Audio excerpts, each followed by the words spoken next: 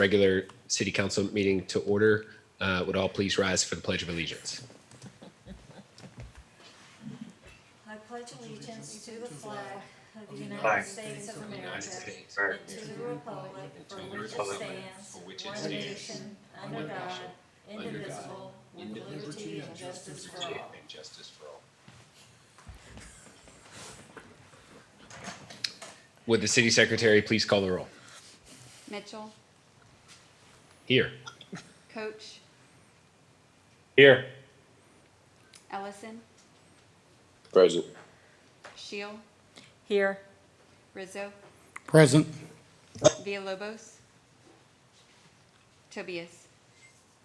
Here. Okay, 6 members present. We have a quorum.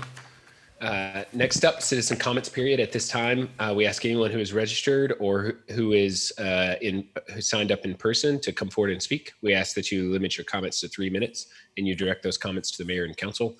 Do we have anyone who is signed up at City Hall?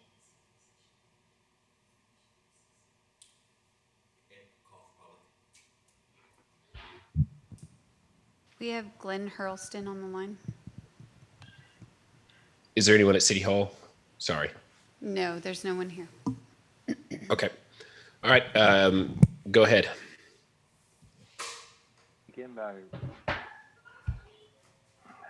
Hello, my name is Glenn Hurlston. I'd like to begin by reading from a federal deposition taken on November 7th, 2014.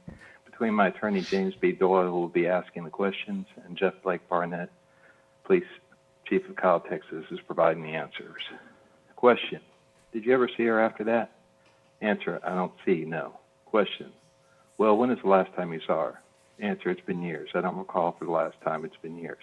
Question: how many times in that period have you made an effort to provide any support for your child? Answer: in both support, you mean what? Question: I mean support, money. Answer: there's been no claim for money. Question: I'm not asking if there was a claim. Answer: yeah. Question: I'm talking about your responsibilities as a parent. How many times in that period have you reached out to try to support your child? Answer: I have not reached out. Question: so as far as you know, that child could be living in a tent somewhere, and you wouldn't have provided any support so that you could be, you hadn't even checked on them, have you? Answer: correct. Texas Penal Code 25.05 is a state felony for non-support of child under the age of 18 regardless of court order. For the purposes of second section, child includes a child born out of wedlock, whose paternity has either been acknowledged by the actor or has been established in a civil suit under the family code or law of another state. Barnett stated in the federal deposition on November 7, 2014, that he has never provided for financial support of his child. Though Barnett initially denied any knowledge of the child, he filed with Susan Earls in 2011 in an investigation performed by the City of Kyle in 2012. It became clear once documents were obtained showing that Barnett had secretly submitted DNA samples shortly after the child was born. He actually knew he was the father of the child, proving he had lied during the investigation conducted by ERB. It was also determined by the court in Louisiana at a later date that Jeff Barnett was made the legal father of that child. The child is currently supported via Medicaid and through food stamps and other taxpayer-assisted state programs. This child to this day continues to be a burden to the taxpayers of the state of Texas. The father, Jeff Barnett, has the means to provide for financial support of his child, but has refused since day one to pay a penny. Instead, for over 10 years has allowed and continues to allow taxpayers to Texas support and fulfill his obligation while he collects his taxpayer-paid check from the citizens of Kyle. I am therefore requesting that the City Council review this case and recommend charges against Barnett, the District Attorney, and that you recommend Barnett be placed on the Brady's list for providing false testimony during his investigation with ERB. It really shocks the conscience that this mayor, Travis Mitchell, who has ordered police badges for himself, allows his police chief to commit numerous crimes and sits back and does nothing, while he pretends to have some values conducive to being a mayor. Thank you.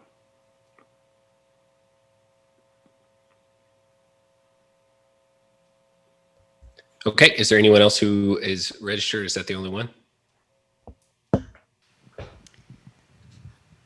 I don't see anyone else who registered that's on the line.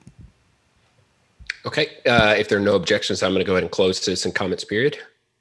It is now closed. Next up, the agenda item number 4, we need to delay so that we can take it up in conjunction with the 2 items later in the meeting associated with it. Is there any objection to moving past that until we get to those other 2 items? Do we need to approve the minutes, items 1 and 2? Sure. Next up, approval of minutes. Mayor, I'd like to make a motion to approve the city council special meeting minutes from September 15th and the city council meeting minutes from September 15th. Second. Okay, it's been moved by Councilmember Shields, seconded by Councilmember Rizzo that we approve the meeting minutes outlined. Is there any further discussion? All those in favor say aye. Aye. All opposed. Motion carries 6-0. Next up, agenda item number 5, consideration of nominations for reappointments to the Planning and Zoning Commission to fill expired terms. Mr. Koontz. Thank you, Mr. Mayor and Council. It is that time of year again. Pursuant to the city's policy on staffing our boards and commissions, putting this item in front of you this evening, this is the consideration of the reappointment for 3 of the 7 seated commission members on our Planning and Zoning Commission. It is Michelle Christie in seat 2. She is the current chair of P&Z and has been for the past year. It is also seat 4, Megan McCall, and seat 6, Tim McCutcheon. So Commissioner McCutcheon and Commissioner McCall have both indicated to Chairperson Christie that they are desirous of serving their second of 2 term limited appointments. And to that end, Commissioner Christie has submitted a memo to staff, which we have in turn attached to this item and put in front of you that confirms that. And then as she is the chair, her recommendation and reappointment is solely the purview of the council themselves. So the 3 persons have made themselves available for comment. I know that we had Commissioner McCutcheon and Christie on the line. I do not know if I saw Commissioner McCall or not. Thank you, Howard. Does anybody have any comments? I do. Councilor Shield. I have a question in regards to Mr. McCutcheon, just because, as we all know, he is running for a seat on council. What would happen if he were to be elected, and then I guess that seat would open up again, and then we'd have to fill it by interview and everything? Is that what we'd have to do? Correct. Okay. All right, thank you. And that process would happen even if we didn't reappoint him. So Yeah. we'd still have to do interviews. So really there's nothing that really would change. So, and I think Tiff's done a great job on P&Z. I think all the P&Z members have done a great job, and I look forward to them being there. I concur.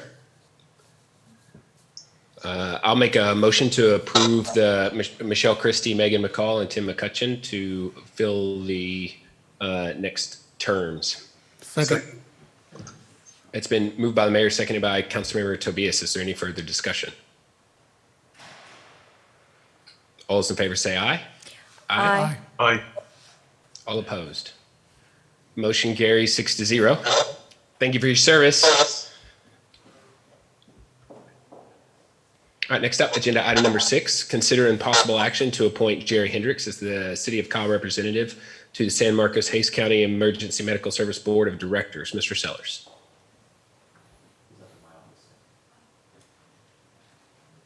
Mayor, Council, Scott Sellers for the record. This is an item that's also a recognition for Assistant City Manager James Earp. What is before you tonight is a transition on the board of the San Marcos Hayes County EMS.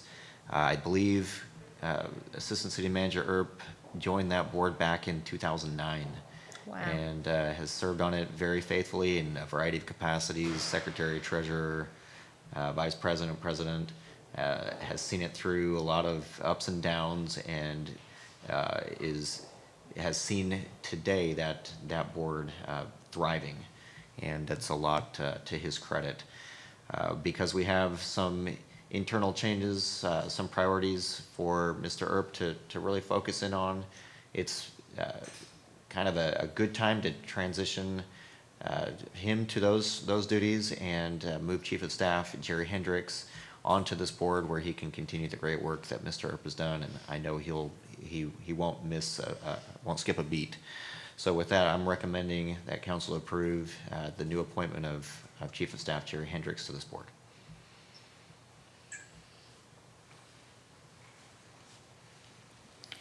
Mayor, I'd like to make a motion to approve Jerry Hendricks as the City of Kyle representative to the San Marcos Hayes County Emergency Medical Services Board of Directors. Second.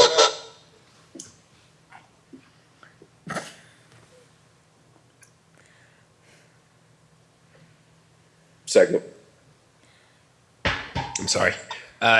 It's been moved by Councilmember Shields, seconded by Councilmember Ellison, that we approve the renaming of to the board from James Earp to Jerry Hendricks. Is there any further discussion on the motion? Yeah, I just want to say real quick, I'm glad City Manager Sellers acknowledged Mr. Earp's actions and long-term service on the board. And so I certainly appreciate and second everything that Mr. Sellers said. Thank you, James, for your service. Excuse me, allergies. Thank you for your service, Mr. Earp. We certainly appreciate you. We know we have tasked you with some other items that you're going to give as equal and even as your great service that you always provide. And so thank you for that attention. Also would be remiss if I didn't say that I think Mr. Hendricks is a great person to nominate to this board. Mr. Hendricks is a valued staffer for our city and a long-term staffer for our city, and I think he's going to do an excellent job filling some really big shoes. Thank you, Mr. Ellison. Anyone else? Yeah, I was just going to add that I think the restructuring that we're going through here is really elevating the profiles of both positions and helping us to get more streamlined and effective in terms of what specifically we're trying to accomplish here. And for that, I want to commend really all the leadership that's been shuffled around here recently. I know, reorgs are, if in business school, they're mocked. We read these case studies about how you try to reorganize your business or whatever, and it often just creates a lot of confusion and inefficiencies. But this move was very subtle and very natural, I feel like, and doesn't create extra bureaucracy or necessarily extra expense, but allows for greater output. So for that, I'm just thankful for Scott, for James, for Jerry, those three in particular being willing to rework and reimagine their positions with such great attitudes. That's rare. And I want you to know I appreciate the way you've stepped forward with that Team Kyle attitude. So thank you. Thank you all. All right. Is there anyone else? All those in favor say aye. Aye. Aye. All opposed. Motion carries 6-0. Next up, agenda item number 7, presentation, Hill Country Night Sky Month Proclamation. Councilor Rizzo. Thank you, Mayor. Proclamation of the City of Kyle. Whereas the aesthetics, beauty, and wonder of the star-filled skies are the heritage of all humankind and locally to the inhabitants of Kyle, and are therefore worthy of celebration. And whereas the experience of standing beneath a star-filled night sky inspires feelings of wonder and awe, and may encourage interest in science and nature, especially among young people. And whereas the opportunity to view the star-filled skies attracts tourists to our region, and therefore economic benefit to Kyle and all of Hayes County. And whereas preserving the rich historic heritage of a starry night sky of Kyle is important to its residents, and whereas light pollution, which is wasted light that performs no function or task, and artificial light that goes where it is not supposed to go, is created by glare, light trespass, sky glow, or overlighting, And whereas lighting pollution wastes natural resources amounting to at least $2 billion per year and contributes to diminished American energy independence, whereas the historical view of the night skies have been eroding in many nearby areas and generations are growing up with limited, if any, view of wonders of the universe. And whereas the influx of people into the Texas Hill Country region and the accompanying light pollution from areas lighting fixtures has been steadily on the rise, and whereas solving the problems of light pollution involves making better use of outdoor lighting and to direct light down to where it is needed instead of upward into the sky, putting outdoor lights on timers and using outdoor lighting only where necessary. And whereas Hill Country communities are increasingly dedicated to the preservation of the region's night skies, and evidenced by the frequent educational activities conducted in our region and by the increasing numbers of places in our region recognized on International Dark Sky places by the International Dark Sky Association, including Enchanted Rock State National Area, South Llano State Park, the city of Dripping Springs, the Wimberley Valley, the city of Fredericksburg, the city of Horseshoe Bay, U-Bar U Camp and Retreat Center, River Hills neighborhood of Travis County, Lost Creek neighborhood of Travis County, and other places in the Texas Hill Country that are actively seeking this designation. And whereas Hays County chapter, Texas Masters Naturalist, and the Hays County Friends of the Night Sky have devoted many hours in Hays County to share the wonders of our night skies and promote responsible lighting to help us see better at night. And whereas this regional effort and the preservation and celebration of our night skies is worthy of a month-long celebration, now therefore be it proclaimed by the City Council of the City of Kyle, Texas, that on October 2020 shall hereafter be known as Hill Country Night Sky Month in Kyle, Texas. That the city of Kyle encourages citizens to enjoy the night sky and to participate in Hays County and the Hill Country region's events and programs celebrating the night sky and promoting the ways in which communities are working to preserve it. That the city of Kyle encourages citizens to learn about light pollution and why it matters, night sky friendly lighting and lighting regulations, and implement practices and lighting improvements that will reduce light pollution, therefore preserving our night skies. That the city secretary is hereby instructed to post this proclamation for the public display and enter this document into the permanent records of the city of Kyle, henceforth promoted by the mayor and council members. Thank you. And I would just like to add, I know everyone on council knows how I feel about light pollution and how I promote with the new LED lighting, how to promote good lighting solutions. But one of the things I want the children of Kyle to be able to enjoy are the beautiful skies that are over Kyle. As a kid, I remember hanging out in front of Stagecoach Road in front of my house and just lying on the street, and there was no traffic back then, no cars, no worries of that, and looking up at the stars and just in wonder.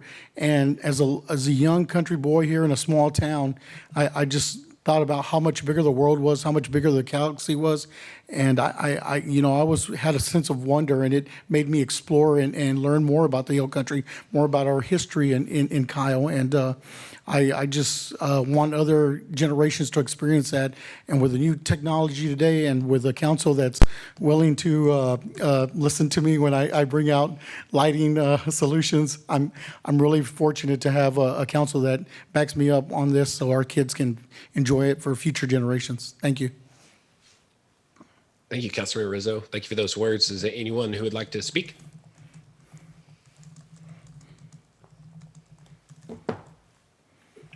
I'll just say really quick that I certainly appreciate Councilmember Rizzo bringing this proclamation forward. I stand in support with him. Okay, thank you. All right, if there are no objections, we're going to move on. All right, next up, agenda item number 8, presentation regarding launch of Uber Kyle 314 program. Mayor Pro Tem, Coach, go ahead. Thank you, Mayor. council, citizens, this transportation plan has been a long time coming. On December 4th, 2018, it was my second meeting on council, and the need for a transportation plan had been talked about for a while amongst other council members. And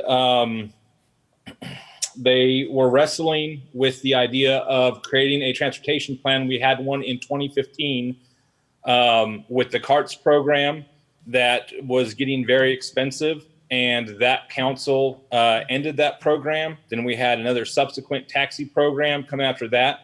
And what it seemed like was that the cost per ride was just not worth it, but the need was still there for some sort of transportation model.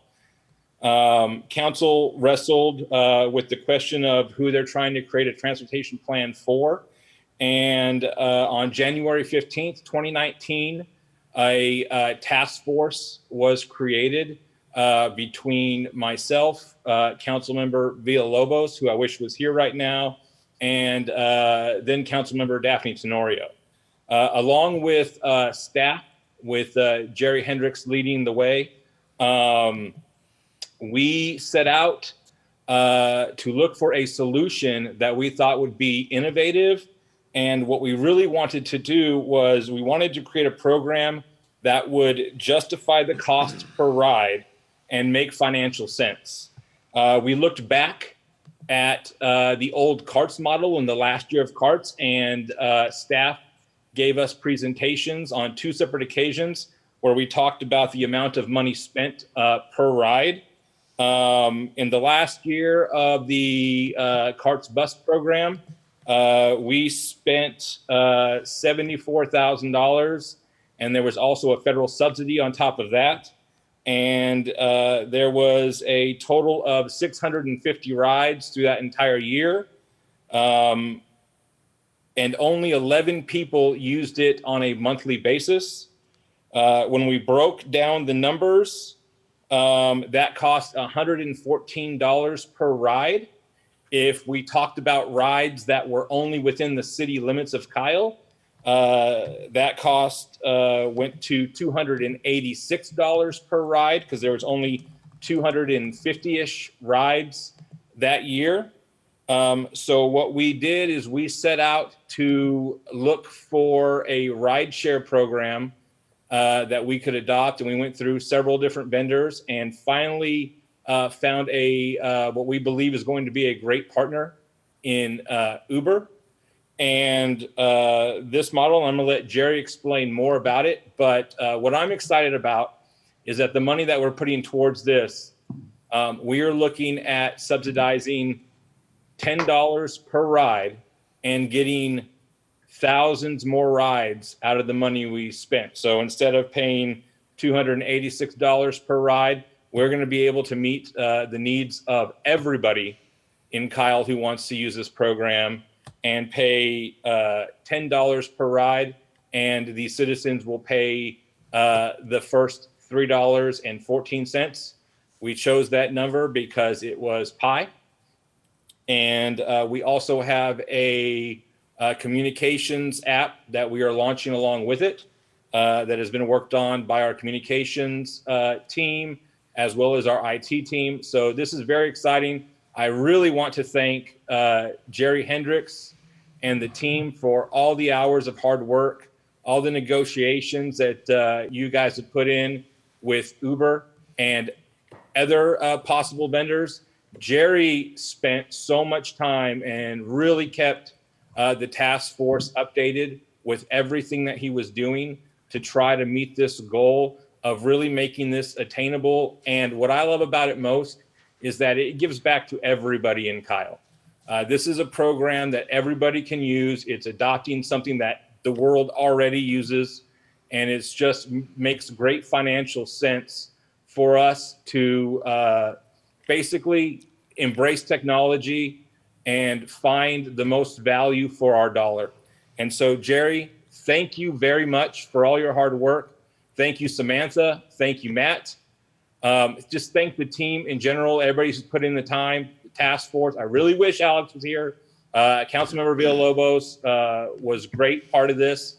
And Jerry, without further ado, please take it over, sir.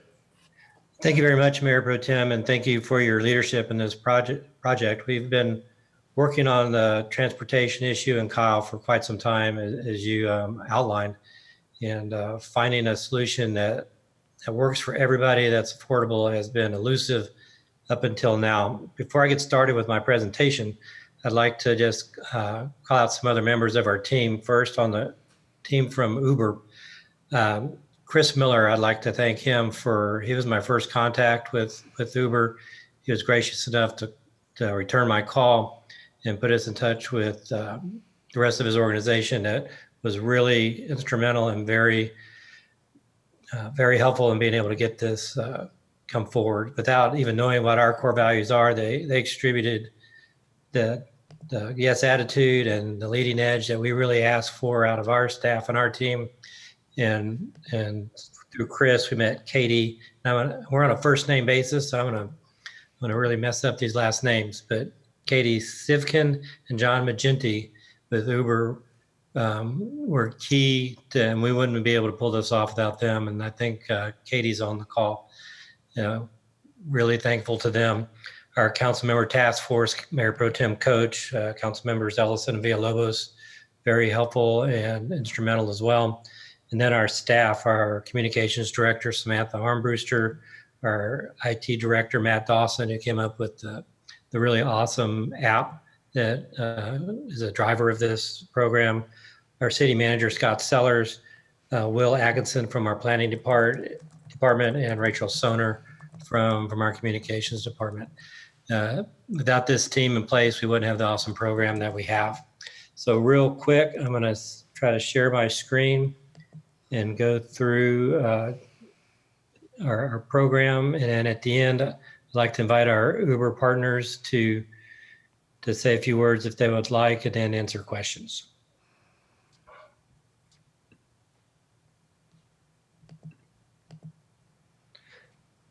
So ladies and gentlemen, this is Uber Kyle 314. And the 314, as was discussed earlier, is tribute to our Pie Capital of Texas brand, and something we're really proud of.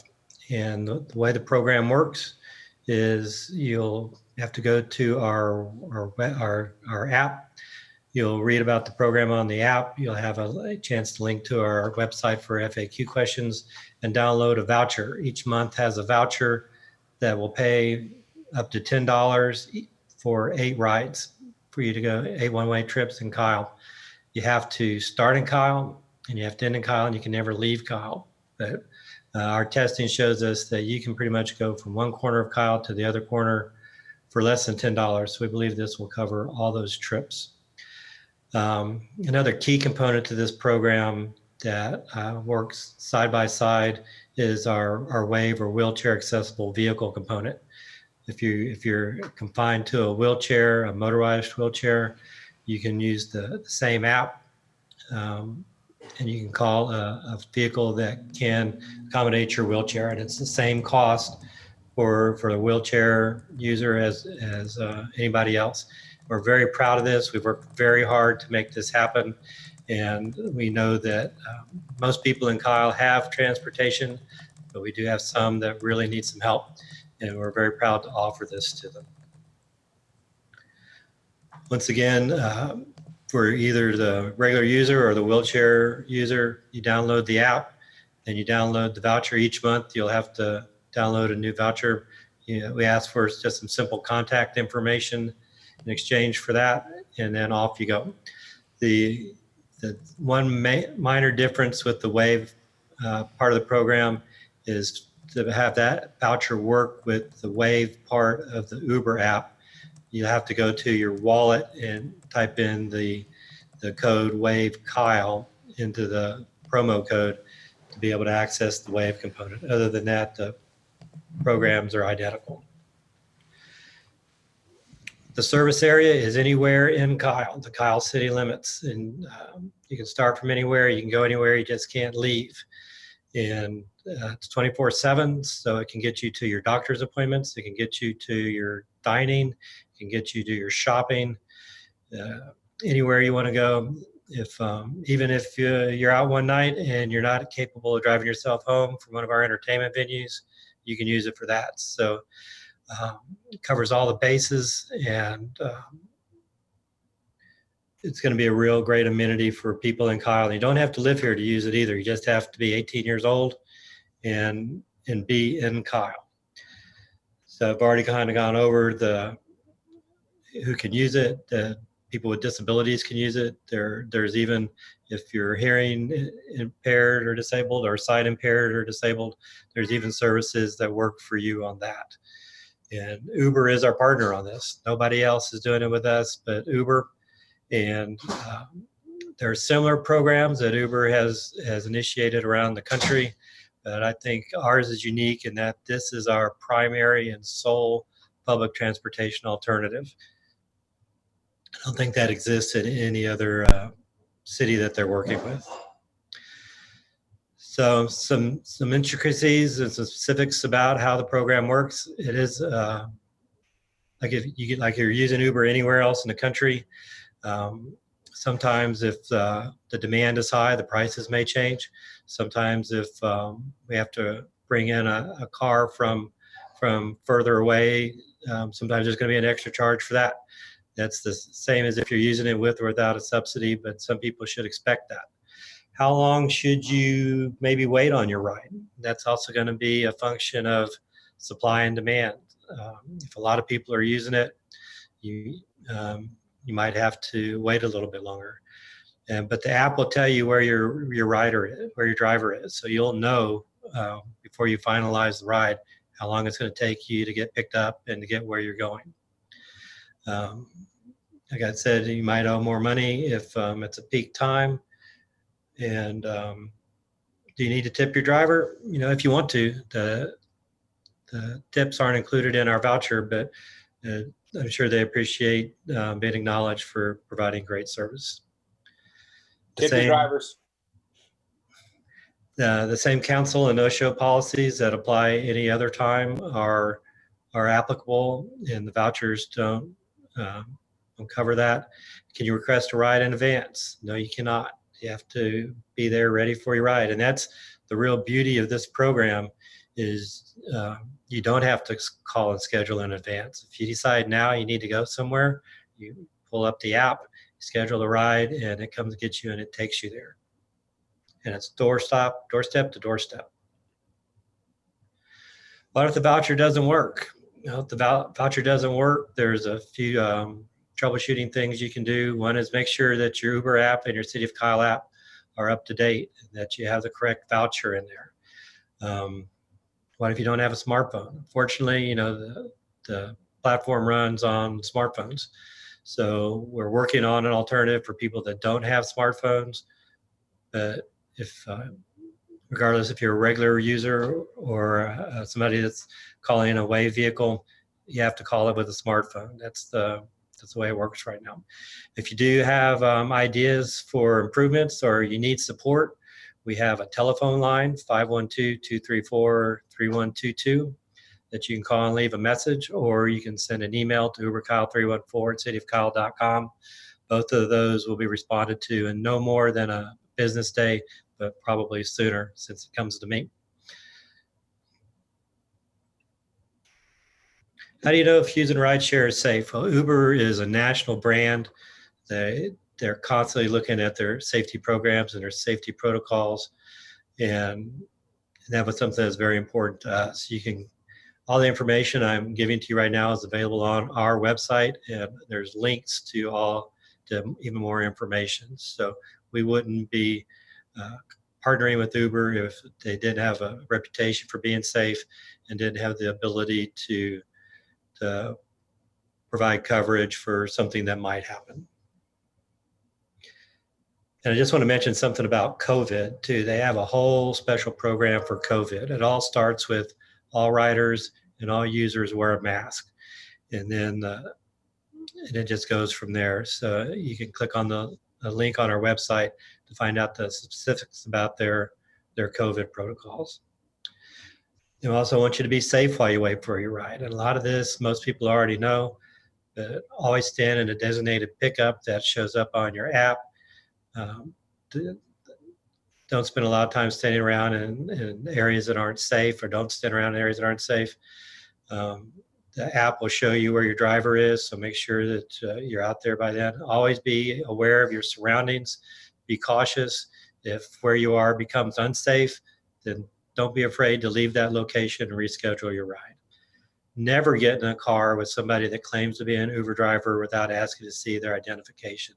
When you schedule your ride, you'll know the driver's name and you'll know where they are. So if all that stuff doesn't match up, don't get in the car. And even if you think it is the Uber driver and you don't feel safe, don't get in a car you don't feel safe with. And use your smartphone flashlight if you need to confirm the license plate number and clearly identify the driver as it appears in the app. So safety is the number one priority for the city of Kyle and for Uber. So that's the end of my presentation. At this time, I'd like to invite Katie and anybody else from Uber that's on the call to make some comments. Hi, everyone. My name is Katie Sivgan, and I'm a Client Success Manager at Uber Transit. First of all, just wanted to say thank you for inviting myself, my colleague Chris, to tonight's meeting. Myself and a couple of my colleagues have been working on bringing this partnership to life for a handful of months, and it's really exciting to just see it at the finish line. Speaking for Uber, anytime we get to partner with a city and produce a program that's going to have such a high impact on members of the community, it's really an exciting partnership to work on. And then throw in the 3.14 pie branding, and it makes it also the most unique and exciting program to work on. So it's been a joy to work with Jerry and team. I'll let my colleague Chris also introduce himself, but just wanted to really reiterate how excited we are to partner with you all on this program and how eager we are to hear feedback from riders and Kyle. Hi, everyone. Thank you, Katie. My name is Chris Pangilinan. I lead public policy for public transportation at Uber and work with Katie on partnerships. And it's great to be here, and it's wonderful to see the work that you guys are doing in transportation in Kyle. And we always look at public transportation as a connector for people to bring them to social and economic opportunities and really give them freedom to explore their cities and live their lives, and being able to reduce the friction, if you will, of transportation with the work that you guys are doing with us and your transportation system in Kyle is fantastic for the people of the city. So thank you, and we look forward to seeing where things go with the partnership. And I will also say, I must say, I really enjoyed the proclamation about the night skies. I'm a fan of seeing the stars myself, so thank you for that as well. Thank you. All right, we're all available for any questions you might have.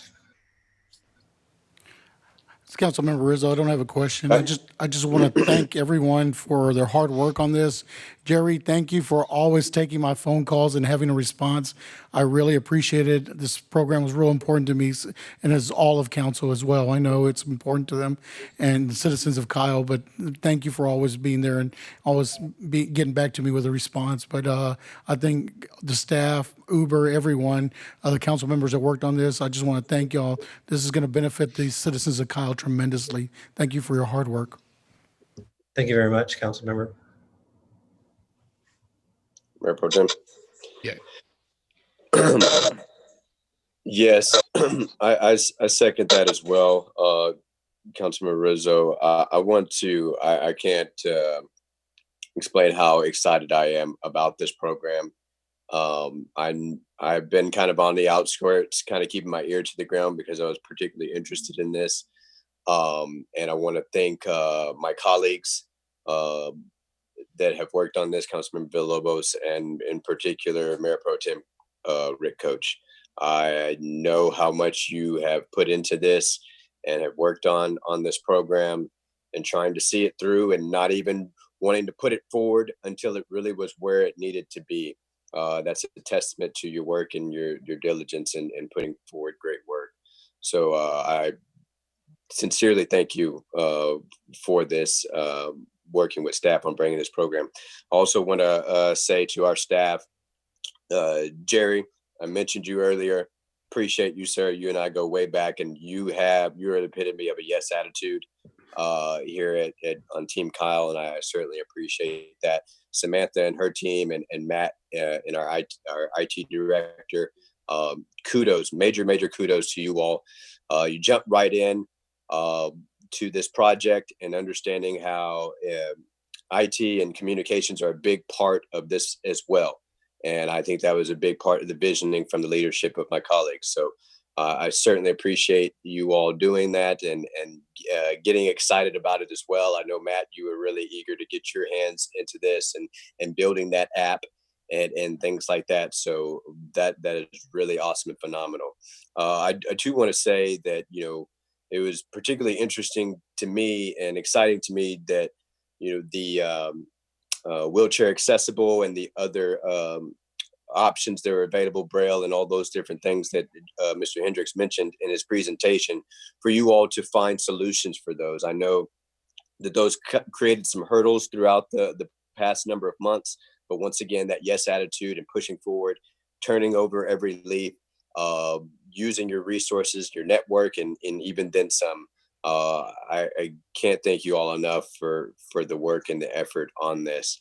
To our partners, Uber, is it Matt, the second gentleman? You saved Katie. We like people that come on screen, so certainly appreciate that. But thank you for this partnership, and thank you all for jumping head in with us and buying into our vision and what we were wanting to do with this. And I think this is a great partnership, and I think this is going to be a program and an asset to our city for many to use. Obviously, we're going to learn a lot from this, but I think this is a great way to really move our city forward and getting people around the city for their various needs and services. So I certainly appreciate you all and the Uber company. Finally, I'd just like to say that I look forward to hopefully conditioning myself to utilize this. I think it's a great program. And I think I hope the citizens of Kyle find it useful as well. And I really do think they will. So thank you all. Thank you. Thank you. Thank you. Thank you, Councilor Ellis. Anyone else?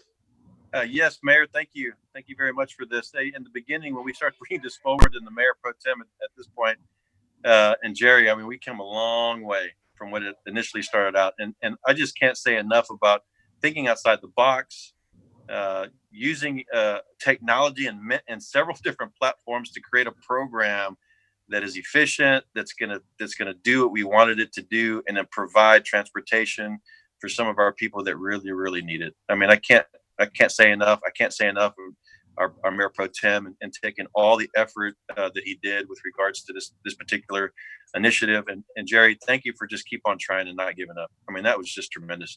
Looking and trying to find ways that we can kind of make this work and make it work for Kyle, make it work for Kyle. Thank you so much.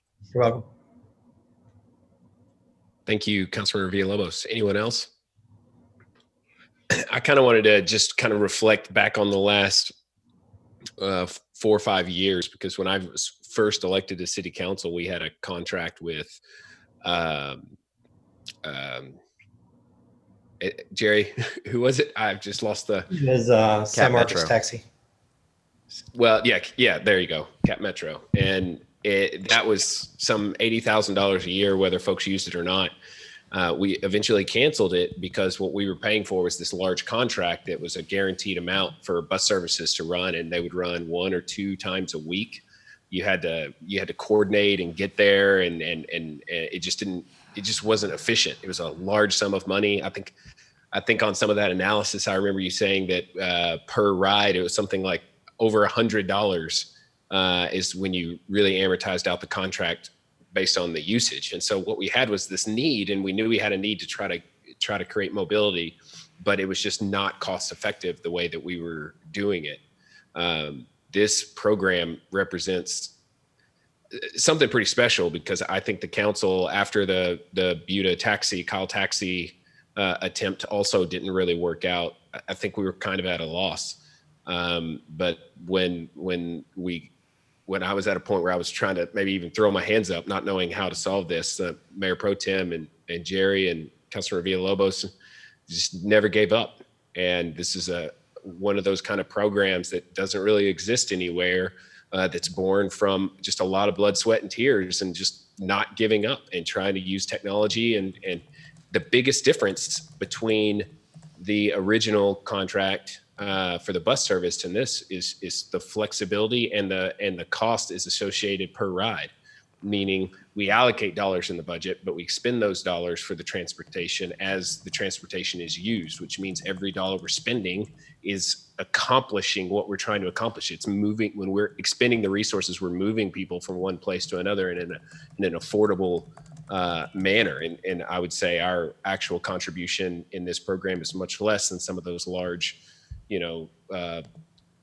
type programs. We just don't have that kind of demand. And this is such a perfectly tailored program to slide right into where our situation is. And so I'm thankful and very happy that we were able to put that in this year's budget. Obviously, this is something we've been planning for a long time, and now we're ready to give it a whole nother try. And I'm excited to see where this goes. Thank you for Uber in particular for being willing to work with us on all this. I know this was a little bit unique, so let's give it a shot. Let's see what happens. I think it's going to work out really well. Anyone else have anything to say? I just one thing I forgot. I appreciate Mayor Pro Tem Coach giving the history of how this got to this point. I know council knows this, and particularly Mayor Pro Tem knows this. I like to, sometimes we don't always get the story of how things came about. Sometimes it's just when it's announced, it's like, oh, where did this come from? But this is a long-term project that was worked on. So I appreciate you giving us the background on that as well. All right, unless there are any objections, we're going to move forward. Next up, presentation on Woocash Land Conceptual Plan, Scott Miller. Thank you. James, do you think you put our land plan up on the screen? I don't have it prepped, but I can work on that while you start talking. Let me go grab it. I assume everybody's got their land plan. Let me throw on video here. Okay, so everybody's got their land plan in their packet. So anyway, Scott Miller, Rancho Development. We had previously been working with James on a concept land plan for the Woocash site, which is 120 acres on the eastern end of the Kyle ETJ, abutting the city of Uland city limits. And just for reference sake, Ranch Road is currently entitling a project called Harvest Creek directly east of this tract, which is planned for 202 lots, predominantly 40s with some 50s. You can see the land plan there directly east of Woocash. And we're doing that under a PD with the city of Uland. As part of that PD, we will be extending gristmill from the corner of Heidenreich and Gristmill straight through a city-owned parcel. You have these long parcels that are fronting along Heidenreich. One of them is owned by the city of Uland, and we'll be extending Gristmill with a 70-foot right-of-way through that parcel, through the Harvest Creek parcel to the eastern edge of Woocash. And the plan is to continue that 70-foot right-of-way section through Woocash to the western boundary where it would abut I think it's RCP that owns that property now, formerly the World Class property. This is per the City of Kyle circulation plan. We've previously brought a land plan in that contained a mixed use of commercial, multifamily, and various lot sizes ranging from 40 to 60 feet. And I think that went through executive session. Honestly, wasn't really received well. So we went back to the drawing board a little bit and went with something much less dense. This is 345 lots, 65 foot wide by 120 foot deep. With with a small pocket park kind of trail amenity that would most likely be a private amenity on the northern end abutting the creek, which would mimic what we're doing at Harvest Creek and what we're doing at the project just to the west of that. You see kind of ghosted in called Mill Creek. We're currently developing and D.R. Horton is building out. We, as part of this project, kind of working on the utilities at the southern end of the Woo-Cache and Harvest Creek sites. We would extend a wastewater line to the western edge of Woo-Cache and tie into the new city interceptor line that's currently being designed and being built. We've worked with Leon and his team, and they've reserved 450 LUEs for this project specifically. We're in the city of Kyle CCN for wastewater. Water would come via county line through Harvest Creek to the eastern edge of Woo-Cache. So it would extend a water line through along Gristmill, feed the subdivision, and ultimately loop to the north to tie into an existing line that they have on Bunton Lane. We'd also be bringing gas and fiber and power from the corner of Heidenreich and Gristmill through Harvest Creek and into Woo-Cache. So Woo-Cache would have natural gas and fiber as an option to typical coax. And we got that deal finalized this morning. Currently, we're planning to be completely out of the floodplain, so no Clomar would be proposed. We would, most of the site drains to the north into Bunton Creek, and we would kind of continue that and outlet the drainage, most of the project to the north. And there's a small portion that would drain to the south, and there's floodplain directly adjacent to the south, so we take some of the storm drain out that way. So it's just our attempt to come in with something a little less dense, a little less intensive based on feedback we got from staff and from James. So pretty informal presentation, just wanted to get the council's feedback on our land plan and if we're heading in the right direction. Thank you, Scott. Does anybody have any feedback to offer? Yeah, Scott's Councilmember Rizzo. Did we look at the floodplain just south of that? It drains south, correct? The entire floodplain. Yes. Did we look further down to see how it would affect anyone downstream? Did we do a study there? We have not done a detailed drainage study yet for this project. This is just a conceptual plan at this point. Sounds good. Thank you, Scott. But we would mimic. I mean, the pre and post. We'd have to prove out the pre and post, obviously. And so as part of that, I don't think we're looking to alter the natural drainage patterns at all. Probably 60 to 75% of the site drains to the north into Bunton, and the remainder drains to the south. And we would keep that in our final drainage design. Thank you.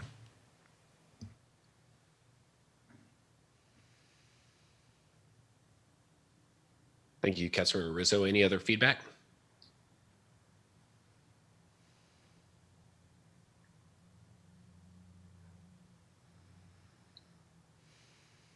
So I guess we're looking for, positive, negative.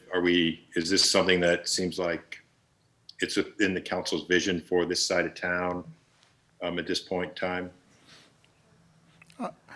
It's Councilmember Rizzo. I know. I like the large lot sizes. That's a plus for me. I'm always a fan of larger lots, and this gives the families room to run, play, in the backyard. And so I want to thank you for the larger lot sizes, and I really appreciate that part. Yeah, it's Mayor, Council, for the record, James Earp, Assistant City Manager. It's probably important to point out that to the best of my knowledge, Scott Miller and his group, they're not looking to do anything other than straight zoning. These are the 65-foot lot width, which would be R12. And there's no development agreement required. We're not asking for any additional, things to consider as far as I know. Now, Scott, if that's not accurate, still feel free to clarify. And then they've also put in their plan some additional green space along the spine of Gristmill, which was a long conversation piece for us on another project. So that's kind of the way that they're looking at that, just bringing this as straight zoning to the front, just asking for you know, the R12, and then this is how they would lot it. Yep, that's correct. Thanks, James.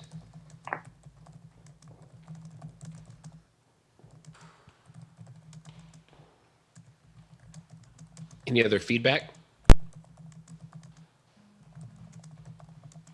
Just a couple of questions. So, there's a neighborhood park. I see where that's labeled. I guess that's where that little box would be there. Yep. It looks like there's, oh, okay, that's the neighborhood park. Because I guess where oh, okay. That's pointing down to that area right there. Okay, and then the other one, where it says neighborhood park, below that? Yeah, that's part of the Harvest Creek development. So okay, we just showed it for reference purposes. Gotcha. And then along the street there in the middle, that is like a trail system throughout there? Correct. And what we're proposing, starting at Heidenreich and Gristmill, is a decomposed granite trail along the city-owned parcel, kind of a meandering ranch feel with a split rail fence. We'll perpetuate that through Harvest Creek, and ideally along this Gristmill frontage, we could have both the standard sidewalk, city sidewalk per the 70-foot right-of-way section, but we could also have enough room to put in a meandering decomposed granite trail to give it kind of that rural feel, to tie this whole section of land, even though part of it's in Ewell and part of it would be in Kyle, together, give it some continuity. We would mimic the fencing material that we're using at Harvest Creek, and we would mimic the landscaping, so it felt very cohesive, even though you're really splitting jurisdictions between the two. If that makes sense. And final question, I don't know if Howard's available, maybe James can answer this, but the continuity with the residential style guide? Yeah, that will apply. And just for, we punched Gristmill through to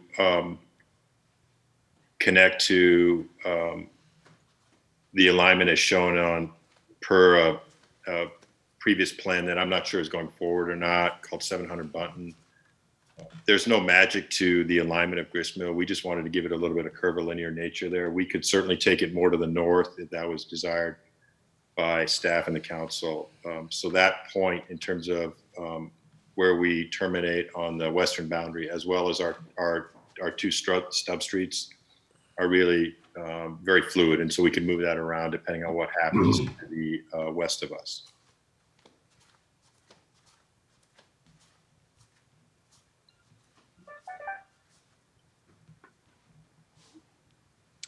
Thank you. And I'm starting to see some of the words there better on the map. I don't know what's going on in my eyes, but I certainly see that better now. Thank you.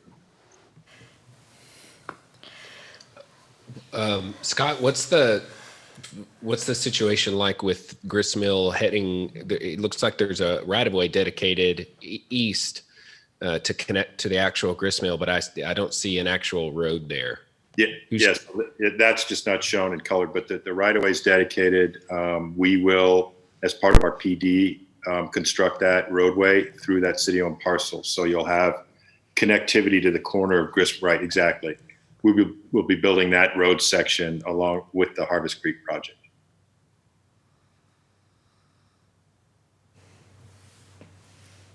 And then you've got, Heidenreich South ties into 150, north ties into Bunton, and then if you go east, you tie into 21.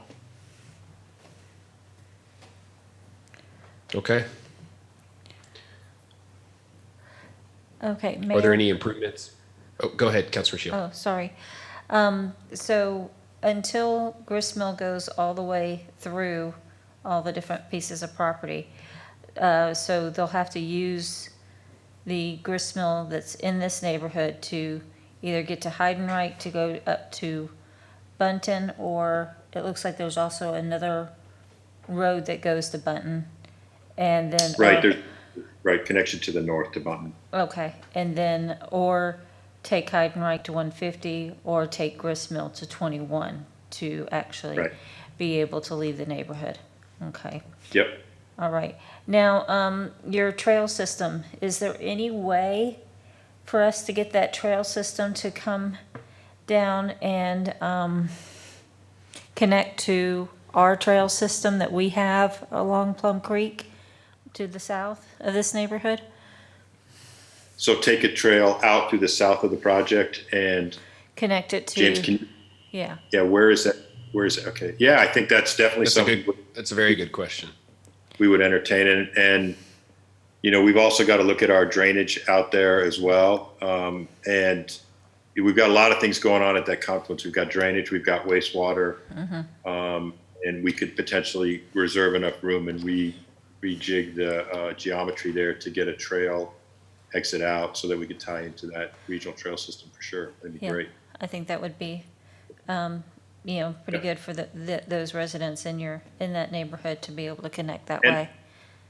And I think just one more, I think it's worth mentioning. If you look at the corner of Gristmill and you see the ghosted in land plan for what we're calling Mill Creek right on the corner of Heidenreich and Gristmill, you see kind of a rectangle there that's just a gray. So that area is about 2.5 acres.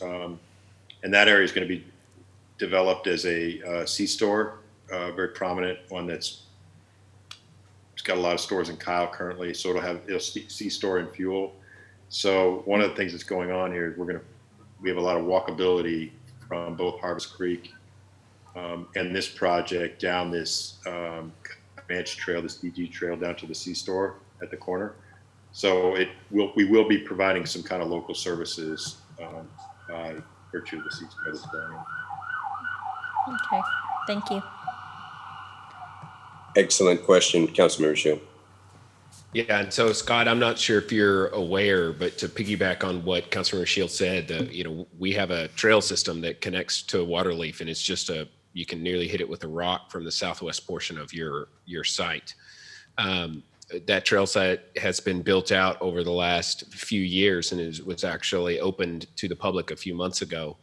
And one of the projects in Proposition B would allocate $2 million towards additional improvements along the trail system. So I think that considering your proximity to the trail, it would certainly be in your best interest, and I would think an expectation for the council that we would try to make sure that your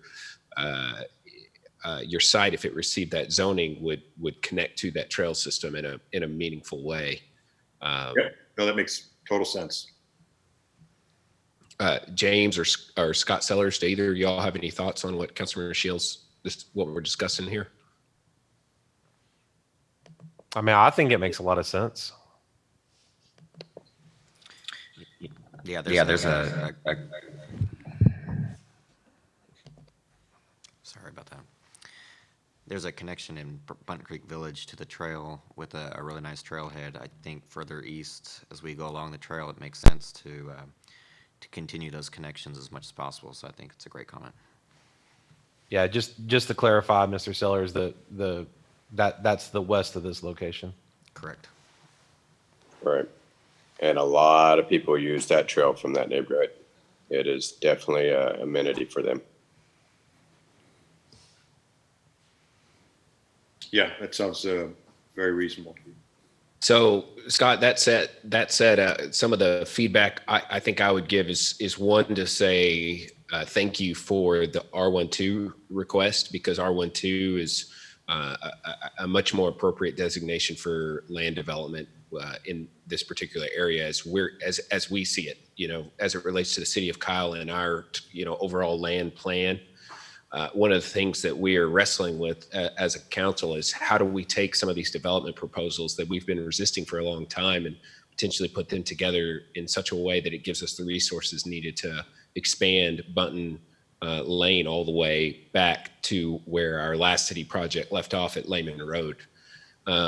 So I assume the impact fees and the adjacent lane mile fees, the impact fees would pay for connecting, to the regional infrastructure for wastewater, but do we have a sense of whether or not any improvements are going to be, or whether we're going to generate enough revenue from the project to make improvements on Bunton itself?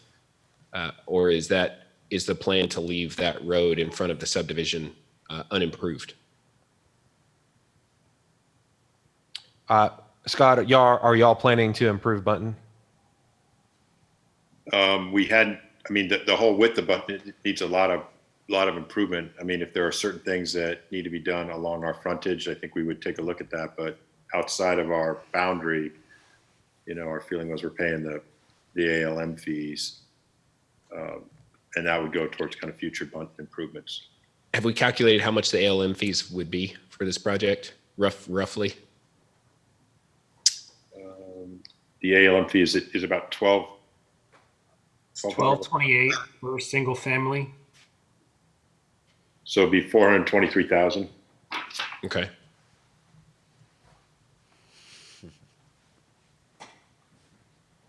James, I don't know if you have a feel for what, I mean, there's multiple low water crossings that need to be addressed. To reconstruct that whole stretch of Bunton, that's more than 453,000. I know that.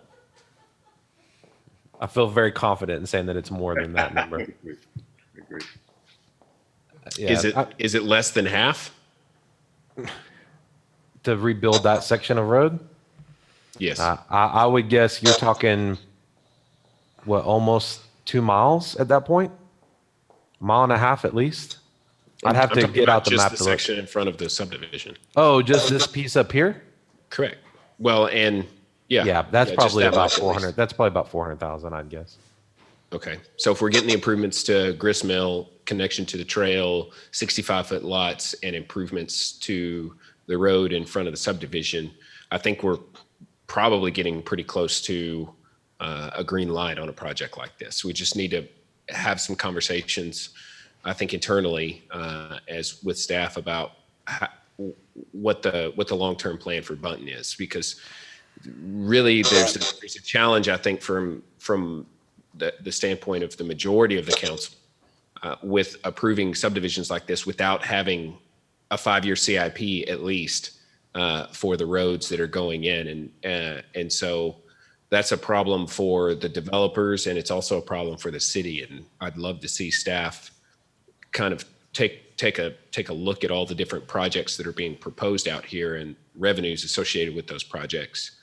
And see how close we might be able to get to a larger CIP, because I think if we could get a CIP like that, at least mostly funded to get us started on this, that's going to be an important part of getting us more comfortable allowing for the development to happen out here. Right. If we're going to allow it to happen, I think this is pretty close to what we'd like to see from a density standpoint. We still have the problem with Bunton Lane is essentially what I'm trying to get communicated here. Yep. Now, just as a thought, the improvement to grist mill, which already, that grist mill right away exists right across the RCP property at Bunton Reserve. And that's a brand new 70-foot right away road. Is another thought to work on making that connection between Ucash and Bunton Reserve and making that connection versus trying to improve Bunton Lane? Well, I think that gristmill is going to happen when the development happens. So those pieces are getting put together, and we just need to make sure we've got all the connections made for when the developments come together. Eventually, I think that would happen. But until such a time as all the developments on the south side of Bunton, east and west, are put together, gristmill is not going to be a very useful road for us. Everyone is still going to go up to Bunton that's wanting to come into the city. And I would expect, a fair percentage of the folks that would live here would drive west on Bunton to go to I-35 for a variety of reasons, including school pickups and drop-offs and just all kinds of different things. So a plan for Bunton needs to be in place, I think, before we just continue putting in the development. Otherwise, we're going to find ourselves in a similar kind of position with Wendy Hill, where we approved a lot of subdivisions early on, 5, 6, 7, 8, 10 years ago. They're doing very well, but they're not generating enough revenue to pay for, a 2-mile stretch of road. Right. And so The good news is here, you are an active participant in our community by being in city, applying for regular zoning, building out regional roads, creating revenue for road repairs. So there's nothing about any of what you're proposing, I think, that is inconsistent with what we'd like to see. It's really just a matter of sharpening our own pencils and trying to come up with the right plan for improving Bunton Road itself, or Bunton Lane. I don't think that's something we can necessarily sort out right here, right now. Okay. But that's kind of an extension of our conversation from executive session. The point I guess I'm trying to make is that we have other developments that are in this vicinity that I know you're probably aware of that are also, so if we can take several of those development projects and potentially get a plan put together for Bunton, I think that's probably the next course of action for us. And assuming that plan is realistic and feasible, I would imagine this would be a good project to move forward. Okay.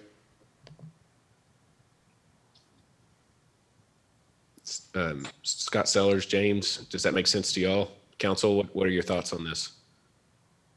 I think that's excellent summarization and feedback and direction, Mayor. I know, I don't know if it was last meeting or meeting before, Mayor Pro Tem Coach spoke very mightily about developments in our road standards and upcoming and throughout development in Kyle. And I've thought long and hard about those conversations that we've had in previous meetings. And I think you hit the nail on the head with that feedback. We need to seriously consider that. So I concur.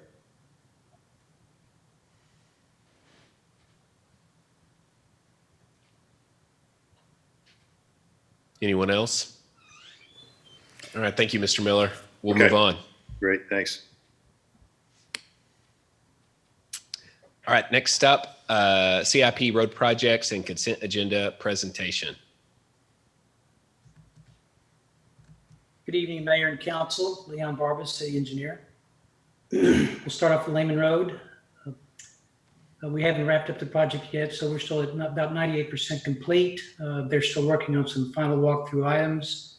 We will be having our ADA inspections on October 13th. The street lights, safety lighting, they are on. We've got some sidewalk that's going to need to be removed and replaced about 90 feet. So there'll be some lane closures during the day to repair those sections of sidewalk. They should be starting tomorrow, and hopefully they'll wrap it up before the weekend.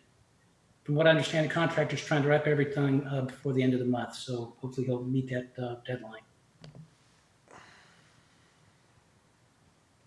On Burleson, we haven't gotten any pay estimates yet from the contractor, so we're still at the 83% that we had last time.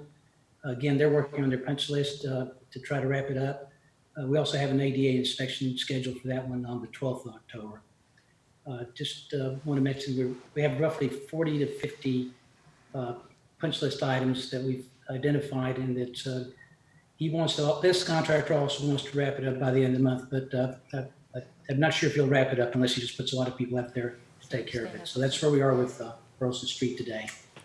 Leon, we just want to Yes. say thank you for getting Burleson opened up. Thank you. Thank you so much. It was, Yay! Good job. Finally did it. Yes, we did. Hey, and the citizens that were there when we did the grand opening, I mean, you could see it in their faces how much stress was off their face to be able to have access. So, I mean, it was a big deal. Thank you, sir. Yep. It was a big deal. Weather Yes, and I permitted. thoroughly understand. It was fun. Yep. It was And fun. Mr. Sellers as well, I don't want to let that go by, and his contributions and efforts getting out there and helping move that along as well. Most And we definitely. needed all the help we could get on that. And the next project, Southside Wastewater Improvements, still making some progress. They still have the same crews out working out there. They are wrapping up that second bore at the south end of the project, going under I-35 this week. That will be wrapped up. Then they'll move their crews over to the north end of the project, which is right there near the prison. There's two other bores that have to go under I-35. And that's where the Elliott Branch Phase 1 project will be tying into. So those need to be ready within about 3 months, I hope, when we start the Elliott Branch project. But that's where we are on that particular project. What you're looking at right now is of course, the lift station location, and the buildings are starting to go up. The expansion plant's done real well, although we had quite a bit of rain and it really slowed them down. We're at about 14% complete. What you see there in the picture is that aeration basin is roughly about 200 feet long, a little over 200 feet long. So it's a pretty big foundation. The contractor's trying to make up some lost time, and he's trying to work on Saturdays also. But that has not affected our critical path on their project. They're also working on some electrical duct banks and some manholes. Just a nice picture, overall picture. You really can't tell unless you can compare this to the previous one, but it's obviously a very large project going on out there.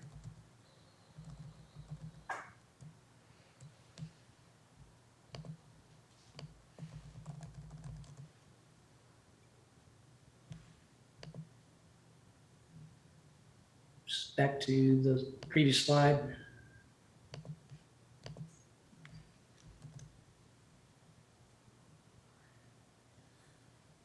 There you go. Thank you. This is where our headworks is going to go. If you can look at those little indentions in the middle of this facility, that's where the pumps are going to be. So this project's huge. It's just a very large project.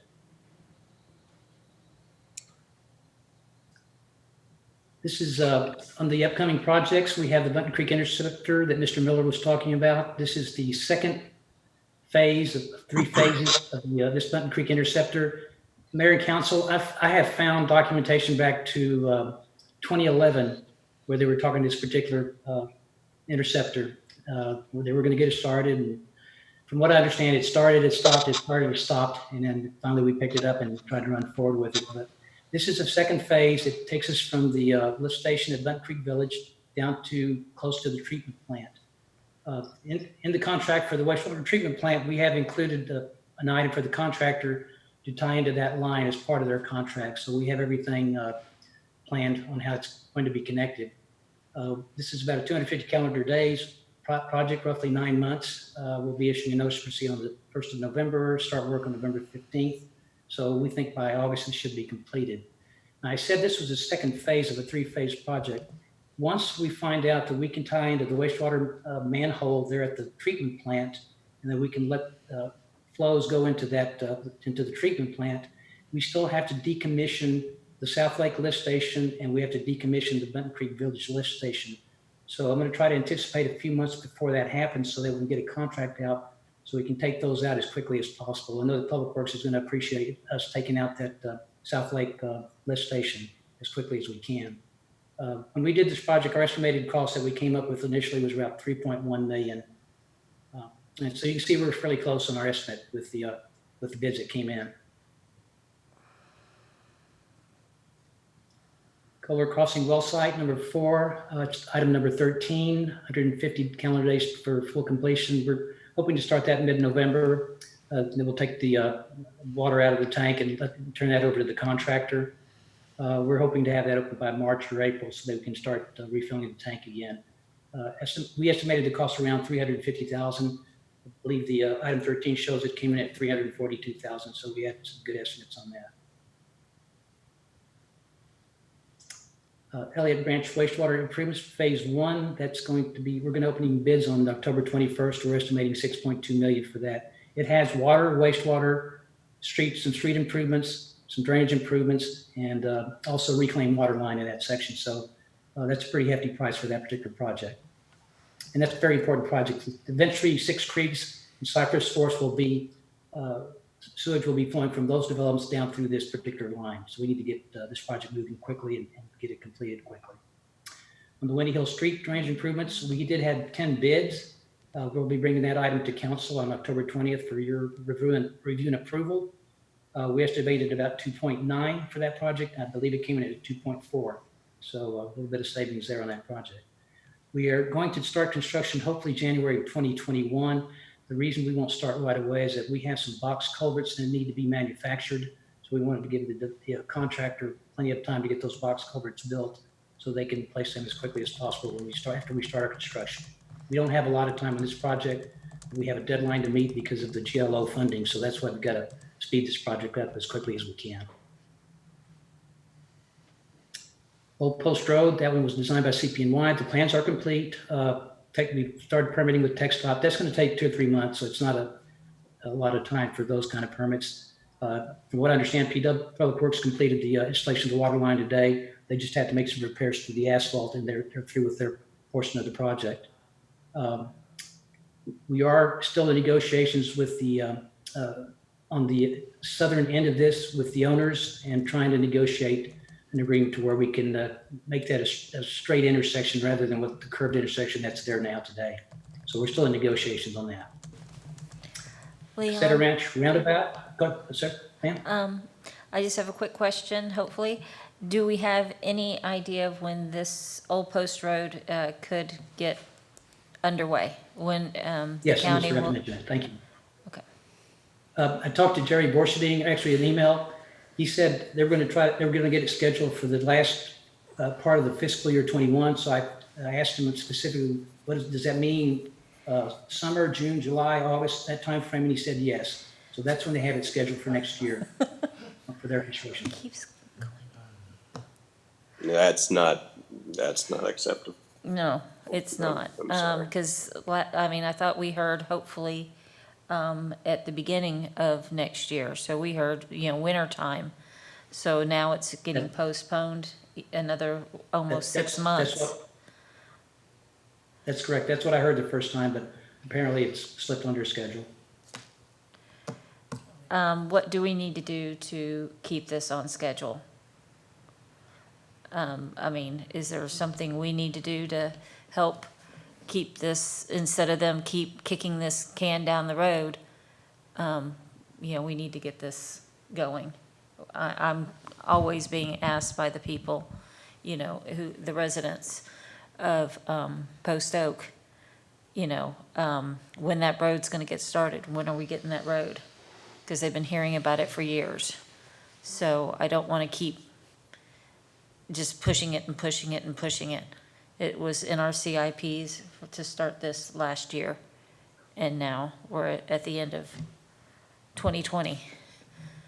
So again, what do we need to do?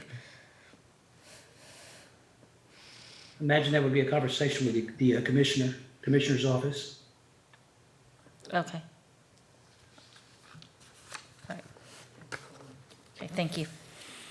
You're welcome. Yeah, and the other thing, the right of way that we need, we don't have a deadline on when we're going to complete that. We're still negotiating with those owners, and they're open to what we've tossed out. So we just need to see all the little things that they're going to want from us and see if we're agreeable to that. So once we come up with that, then we'll get their attorney and our attorneys, and we'll hammer out an agreement, and hopefully we'll get that done quickly. So I don't know what time frame we have for that, but we really need to get that wrapped up so we can get on our way with this project.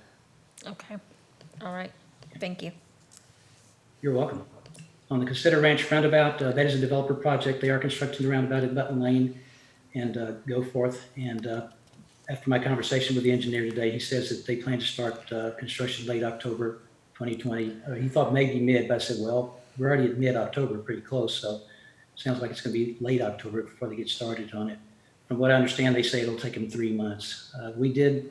Initially they were wanting to close off that intersection completely, and we kind of said, no, we can't do that. We have to have some way for those folks to get in and out of the Bunt Creek Village, Bunt Creek Reserve. In case there's flooding, they have got to have a way to get out. So so they did had a bypass, temporary bypass that can be used during the whole time that the roundabout's being built. So we do have a way. Now, they may have to do a little bit of a detour, but at least they can get in and out if there's any heavy rainfall events to block off the roads on Button Lane.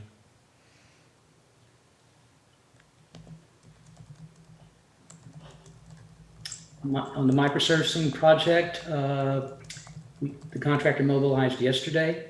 They believe they did Steeplechase today. I understand they completed it. I just want to kind of let you know about Steeplechase, a little bit of the history on Steeplechase. Steeplechase was one of the first roads that I put on a contract back in 2014. And it looked really, really good. And then as time went on, the micro started disappearing. I don't know where it went, but it disappeared. So last year, as I was looking at the road, I asked our project manager for that, Kushab and Wally, who handles our contracts on the micro. I asked him to. We know that these contracts have a 1-year warranty, but this was back in 2014. So I said, ask the contractor if he would be willing to reduce the price and come back and do Steeplechase. I would understand if most of the micro was still there and you still see some of it, but I said, but I can't see any of it. So he talked to the contractor and the contractor agreed. He came back and said he would do that for half price. So we got that section of Steeplechase for half the cost, which is roughly a little over $1 a square yard. I don't have the dollar value. I was trying to get that dollar value for it. We did save quite a bit of money by just having to pay for half the cost of doing Steeplechase. So it should look really good again, and hopefully this time it'll stick to the pavement. And anyway, this is our schedule. This is what's going on with our microsurface. And again, Leon, I'm sorry. So- The dates that are on your slide here, that's the date that it's going to happen for that road, and it will just take that day? Say, for example, Councilman, the road that I live off of, New Bridge, just so on 10/13, and it should only last that day? Yes, most of them take about a day to work. Some of them may take 2 days, but it just depends on how fast they can get the vehicles off the street, and if the weather's not wet or is there any moisture on the ground, they can knock them out fairly quickly. And then folks do have a problem with as they're moving, because it's just a fast moving operation, so they can knock them out in 1 day if everything goes well. Okay, all right, thank you. You're welcome.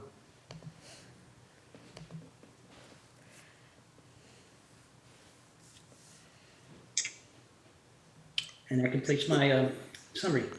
Can we throw up the slide again? Go back to Layman Road if we can. I've learned you just got to jump in here from my colleagues. I was getting ready to cut you off. So, yeah, I know you were.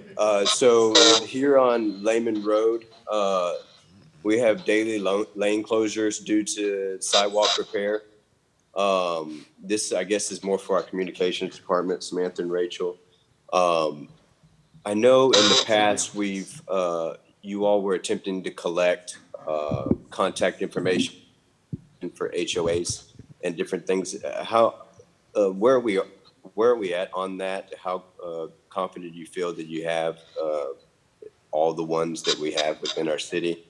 And I know you probably already know where I'm going with this, but giving them a heads up on that, because everybody might not pay attention to our city communications channel, but they sure as heck pay attention to their HOA communications. Yeah, so we just received the news about the sidewalk closure today, and our plan is to send it to all of the contacts that we do have. Mute your computer. 1 second. It is. Okay, I'm going to continue. I think it's better now. We have had some updates to our HOA contact list. So I believe that our list is as updated as we know it. We just had a task force meeting, so we feel pretty confident about that. We're also sharing this information on Nextdoor as well, so that it can be disseminated through the neighborhoods. Fantastic. Would you be able to share the contacts you have for HOA with the council? Absolutely. Thank you. This is Councilmember Rizzo. Oh, go ahead. Go ahead, Robert. Go ahead. It's Councilmember Rizzo. First, starting off with Layman Road, Leon, thank you for your hard work on there. I want to also thank Councilmember Tobias for bringing the light situation to my attention last week. Apparently, we had the lights out still. They weren't on yet, and we had kids walking there in the dark. And so I just wanted to thank him, but I also want to thank Joanna and Scott. I had a meeting with them last week and came up with a good game plan on getting the lights on. And I know they worked hard on it because they got on there quicker than I expected. And I want to say thank you, Scott. Thank you, Joanna, for getting that done. Those kids walking in the dark just I had a hard time sleeping that night, so I'm sleeping better now. Thank you, and thank you, Leon, as well. It's great to see those lights on, and hopefully that project will be done completely pretty soon, 100%. The second thing is on Burleson. I just want to give you a special thanks, Leon. I know I've given you a lot of phone calls. I know that I've been pushing this, wanting you to put pressure on the contractor. Thank you for listening to me, and thank you for all your hard work on this. And Scott, thank you for the updates as well. It's been great to be able to keep up to date with our projects. I'd just like to remind everyone all our citizens, all our neighbors here in Kyle, that these were projects that were already ongoing. The current council inherited these projects, and we took the citizens' comments to heart when they said they wanted these projects done, and we've done our due diligence to make sure that we stay on top of these projects. And unfortunately, we can't control the weather, but we can continue to be vigilant and get real-time updates on these road projects. And working as a council together, we're able to get these projects completed and done. So I just want to thank all my council members that have been working on this diligently as well. And I'm glad the citizens that came by on that opening day were really excited. I think I was just as excited because as soon as they told us we could open the door, I grabbed a barricade and kicked it over to the side. So I was ready to open this road up, and everybody gave us a lot of clapping, a lot of thumbs up. So I know they were happy. So thank you, everyone, for this road being done and the project. I know it's going to be a great road for the citizens for years to come. And the bubbles were a good touch as well, guys. This is Councilman Tobias. To piggyback off of, let's see, maybe you still have my echo or not. Just wanted to give it again with Robert, Councilman Reeves was saying, Leon, thank you for your help. Scott Sellers, everybody for the light situation at Layman. Again, it was just coming home from an event, seeing those kids walk home in the dark, and of course one was trying to cross the street, couldn't see that car coming, nearly had an accident there. But I appreciate your follow through on the end, and also with Burleson, thank you very much for getting that up and going. And again, I wanted to thank Samantha Armbruster for helping out, giving me the updates for Layman Road, and also with what's going on with Steeplechase as well. Same thing with you, Scott Sellers. I appreciate the updates so I can pass it on to the residents in the area. Mayor and Council, I do want to mention one more thing. The original bond program called for 5 roads to be built. If you think about it, we actually built 6 roads because we added in Philomena from Bunton Creek back to Kyle Parkway. So we actually built 6 roads.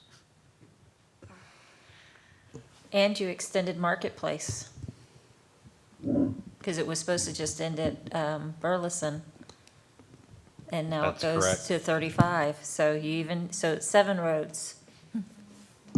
Here you go. While we're talking about that, for the record, James, our assistant city manager, I think one of the biggest things about Burleson that maybe the public isn't aware of is the road was about 80% built when we realized that the road was already starting to crack due to the water table, and we had to go back and redesign to put in French drains to pull water out from underneath ground and drain it away, and then reconstruct that section of road. So that big piece of road of Burleson that went from Center Street all the way back past St. Anthony's, a good portion of that got rebuilt after it was completed due to the issues with the groundwater. And that was not foreseen, and it was a huge delay in time, but how great to find that out before that final lift of asphalt had got on there, and we wouldn't have been aware. Then we would have been having to fight, with the contractor to come back for warranty work after the fact. So, and we were able to still do that within the budget, which is, another really big kudos to the team for all their efforts that they put into getting that done, and the contractor for stepping up and making it right. It was not anything that had to do with their workmanship or their fault. Thank you for that update. James, appreciate it. Just one last thing, Leon, as soon as we can get those street names back on that old neighborhood there, I'd appreciate it. Thank you. Councilmember, I think some of them are already up, but I'll double check on that. There's a certain street I like to see up. You probably know the phone call I got from that one. So please, thank you. Yes, sir.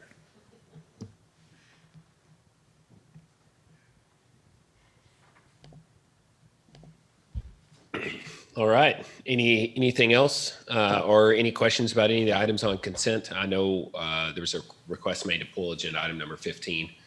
Does anybody have any questions on any of the other items? I have 16 and 17. May I pull 18 as well? You want to pull 16, 17, or do you want to just ask your questions, Tracy? Unfortunately, I need to pull them. All right. Any other items? Motions? Mayor, I'd like to make a motion to approve items number 11, 12, 13, 14, and 19. And 15? Second. No, he said 15 was getting pulled. All right. It's been moved by Councilmember Shields, seconded by Councilmember Tobias that we approve agenda items number 11, 12, 13, 14, and 19. Is there any further discussion? All those in favor say aye. Aye. All opposed? Motion carries. Howard, do you want us to motion and vote to postpone to a date certain, or are you just good to bring it back? That's exactly it. Yes, sir. The next meeting would be great, which is October the 20th. All right, I'd like to make a motion to postpone agenda item number 15 until the next regularly scheduled meeting, which will be on October the 20th. Second. It's been moved by the mayor, seconded by Councilmember Rizzo. Is there any further discussion? All those in favor say aye. Aye. All opposed? Motion carries 7-0. All right, next up, agenda item number 16, approve a contract with Meals on Wheels, Rural Capital Area Program to provide meal service for the elderly and veterans in the Kyle area. This is Mr. Hendricks' item pulled by Councilor Shield. Councilor Shield, you have the floor. Thank you. Jerry, can you just give a brief presentation on this program so that our residents know what this is about? Meals on Wheels has been operating in Kyle for quite a while. The reason we bring this contract forward to council is we learned that the contract that they had been operating on was the original contract that had them operating out of the VFW building. So, and the Meals on Wheels had been started actually by the same person that founded the Kyle area senior zone, which was Adele Hurst. And up till just very recently, a member of the Kyle area senior zone had run the program for the citizens of Kyle. And that relationship ended over the summer just because of running out of people from CAS to be able to run it. But when we learned that the contract was in need of being updated, that's when we brought CAS and the Meals on Wheels people together and worked out the contract you have before you. Okay, and so now we have the volunteers needed to run the program? Yes, the combined community people they have staff to run the program. They're just not from CAS like they traditionally have been. Okay, all right, thank you. And Mayor, I'd like to make a motion to approve item number 16. Second. It's been moved by Councilmember Shields, seconded by Councilmember Villalobos that we approve agenda item number 16. Is there any further discussion on the motion? Yeah, Mayor, here's Councilmember Rizzo. I know currently they're operating 3 times a week, correct, Jerry? I think it's twice during whether in COVID, they're operating twice a week. And they're thinking about expanding this program to 5 days. I've already started communications with St. Anthony's because I know they need the kitchen a couple more days a week, and that's not the kitchen's getting a little small for them there at the Historic City Hall. So I've started talking to St. Anthony's to see if there's something we can do there as well. So I think we might be in the right track there. So thanks for your help on that, Jerry. You bet. You're correct, Councilmember Rizzo. They're up to serving over 30 meals a week now, where it's less than half of that prior to COVID. So as our community grows, we anticipate their services to grow also. Thank you, sir. Okay, anyone else? We already have a motion on this one, correct? Yes. And a Yes, we second. do. All right, all those in favor say aye. Aye. Aye. All opposed. Motion carries 7-0. Next up, agenda item number 17. First reading a supplemental ordinance approving early voting locations, dates and times, and election day voting locations for the city of Kyle for the special bond election to be held on November 3rd, 2020. This is a bigger staff item. Councilmember Shield pulled it. Go ahead, Councilmember Shield. All right, I just wanted to have them at least let us know. And so again, the residents know exactly where these polling places are going to be for early voting and for voting day.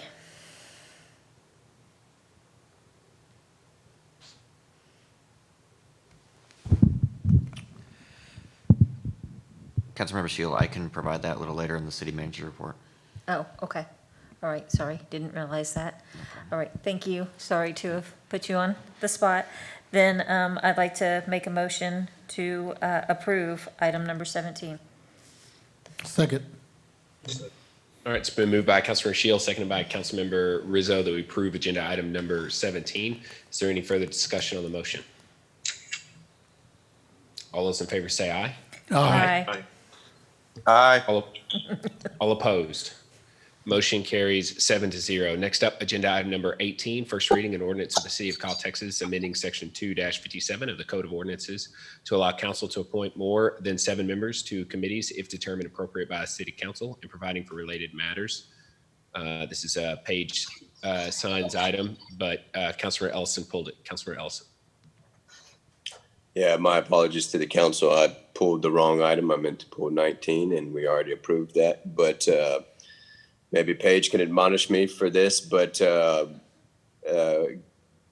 Samantha, how many will we be filling in on the blank there for committee members? So this agenda item would allow you to determine how many. You're muted. Or we can't hear you. Sorry about that. Samantha Armbruster, Director of Communications for the record. This item would allow you to decide how many committee members would serve on the ad hoc committee, and then the additional agenda item this evening would allow you to appoint the applicants. We currently have 15 that have applied. So by approving this tonight, are we appointing essentially all of the applicants? Or is there any, after these agenda items have been approved, are they then going to go to work and start meeting as they see fit as according to the document? Yes, and I'll let Paige elaborate here on the different agenda items and the intent of each, if she doesn't mind. Not at all. Paige Sign, City Attorney for the record. The 2 items, so there's 3 items that are related to this issue of the committee, the renaming committee for Rebel Road. And those are items 18, 19, and then back to item number 4. Item number 18 amends your Code of Ordinances to allow the council to appoint more than 7 members to a committee, because currently you have a limitation of 7 committee members.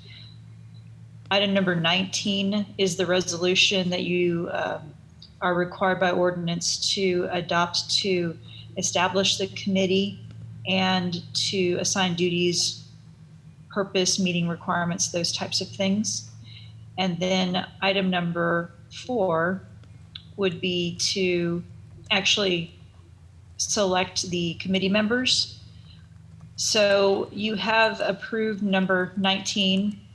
You can act on number 18, which would allow you to have more than 7 committee members.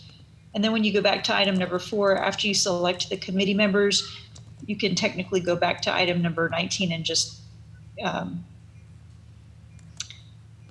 motion to reconsider and approve that agenda item with the number of committee members you want for that committee, if that makes sense. So essentially, did we approve agenda item 19 without stating how many members? Correct. So do we need to state how many members? You do. And the question for you is, do you want to state it now, or do you want to appoint your committee first once you know how many people you're going to appoint? I think we have to. If you know that I think we have to vote on 18 first, Paige, before we do 19. Yes, you should vote on 18.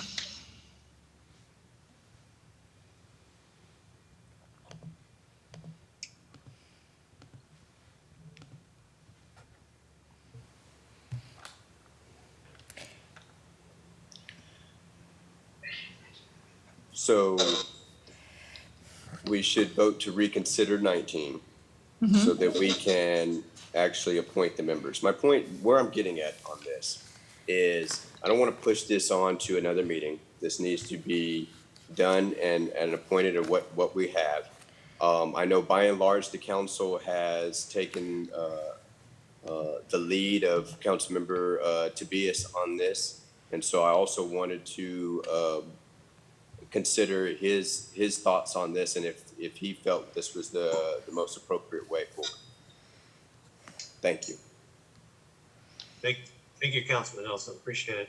I know this is something that's been dragged on. Some of you may feel that it's been going on for a while now. The main purpose that I had brought up from the beginning was to basically allow the committee to provide council a new street name for a road that has a long history.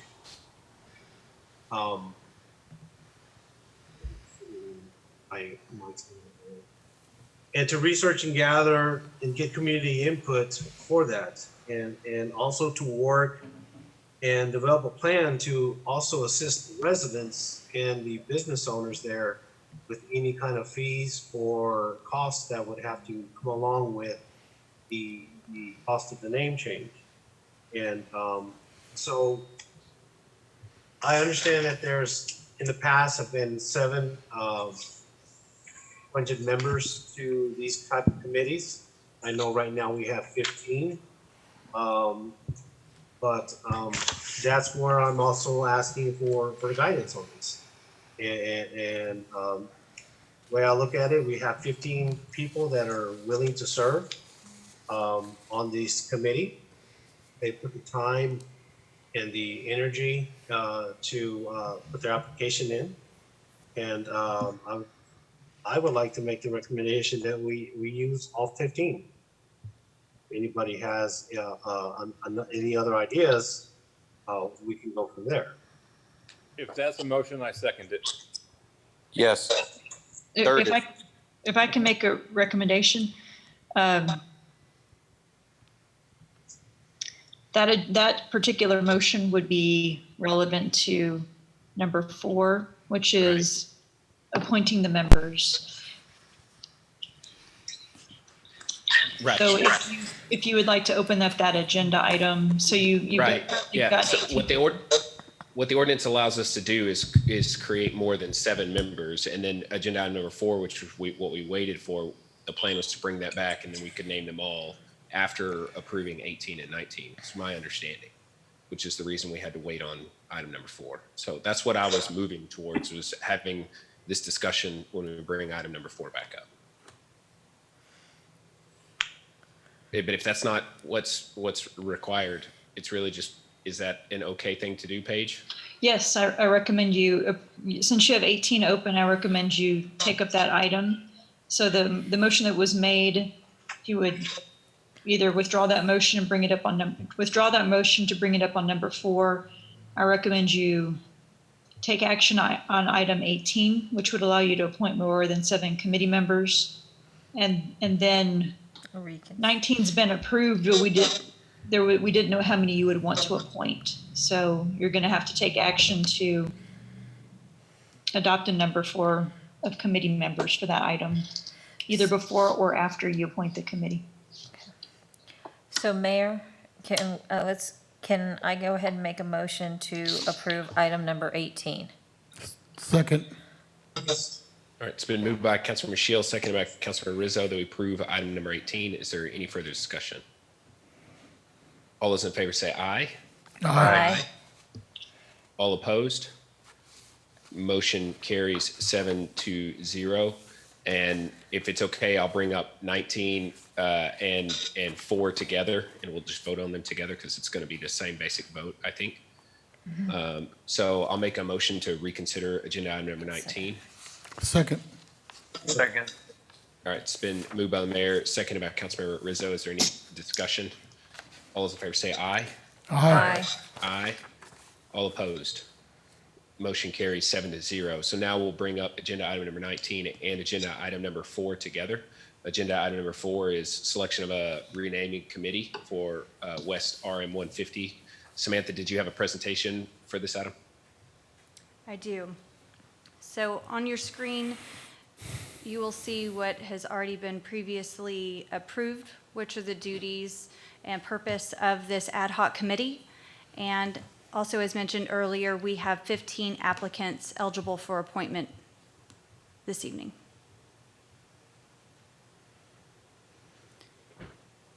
I'd like to make a motion to approve all 15 applicants to serve on the renaming committee.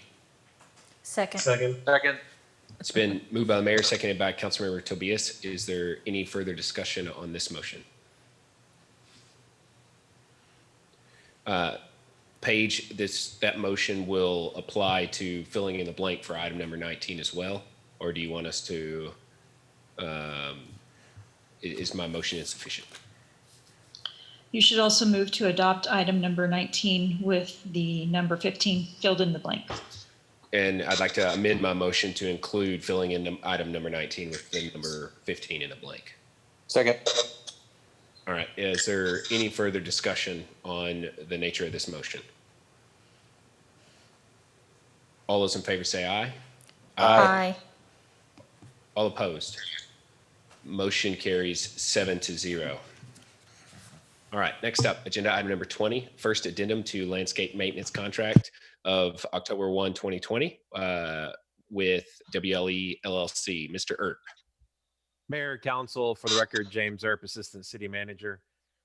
This is the first addendum that the council was expecting after approving the WLE contract at the last council meeting.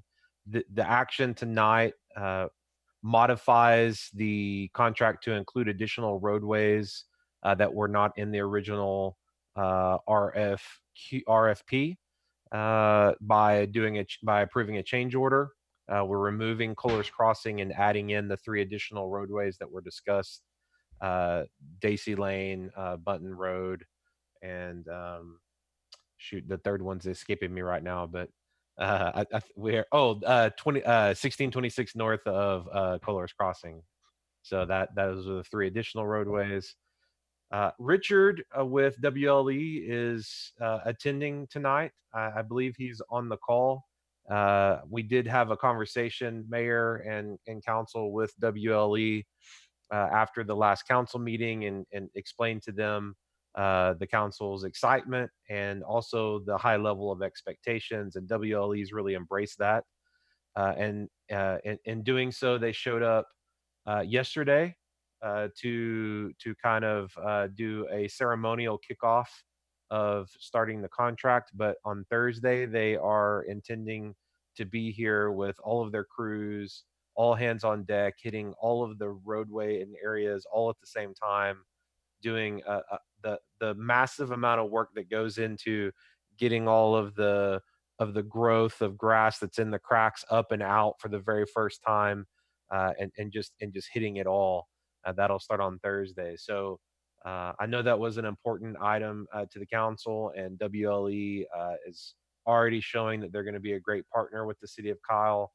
by being willing to expend the resources that it takes to put in that very laborsome, activities. So with that, I will, turn it over to Richard and let him say a few words in case council has some questions of him. But I think the actual amendment or change order, if you will, tonight is very straightforward. Richard? Good evening, everyone. It's actually shown as Johnny McDonald, so I apologize. We had to switch computers. Mine died, and I'm actually on the road right now, so I'm pulled off the side. But again, city, ladies and gentlemen, thank you for the opportunity that you've given WLE. We're very, very excited to start this partnership with the city and look for the growth that we are planning to do with you guys in the near future. We're not looking at this as a year or two contract. We're looking at it as 10 years down the road. We want to still be managing and maintaining this beautiful city. I live right on the outskirts of it. I'm driving the property on a daily basis and already starting to come up with ideas of the marketplace roundabout, which I think you guys have seen the renderings for. So again, thank you. We greatly appreciate everything that you guys working with James and Jerry through the RFP process or the RFQ process. It just shows the partnership, how strong it's going to be. And that's what we look forward to when we have a partner like the city of Kyle. So I'm here to answer any questions. Like James said, we have a small army going out to the city on Thursday.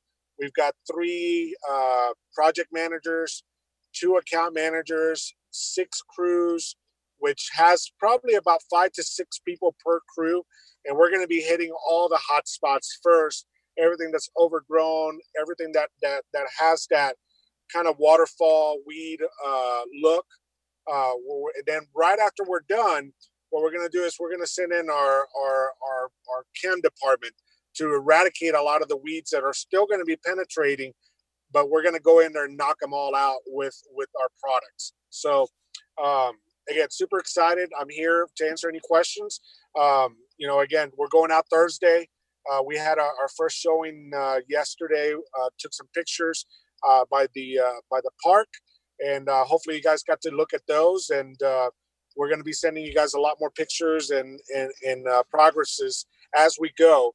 I know that James has requested a plan of attack map. That is going to be developed after we knock everything out. Then we're going to let you guys know we're going to hit Layman on this day. We're going to hit Marketplace on this day. We just want to get past that second initial visit to basically get everything under manageable conditions. So that being said, if y'all have any questions, I will love the opportunity to answer them for you. This is Council Member Rizzo. I just wanted to, some years we have wetter years. I was just wondering if you took an account for those years that are wetter than usual, and we have unexpected growth during those wet months. Are you taking that in consideration as well? Yes, sir. Yeah, the way that we put the management program together, coming in every 2 weeks, it's going to allow us to stay on top of everything. Now, if we have a weather day, of course it's going to happen.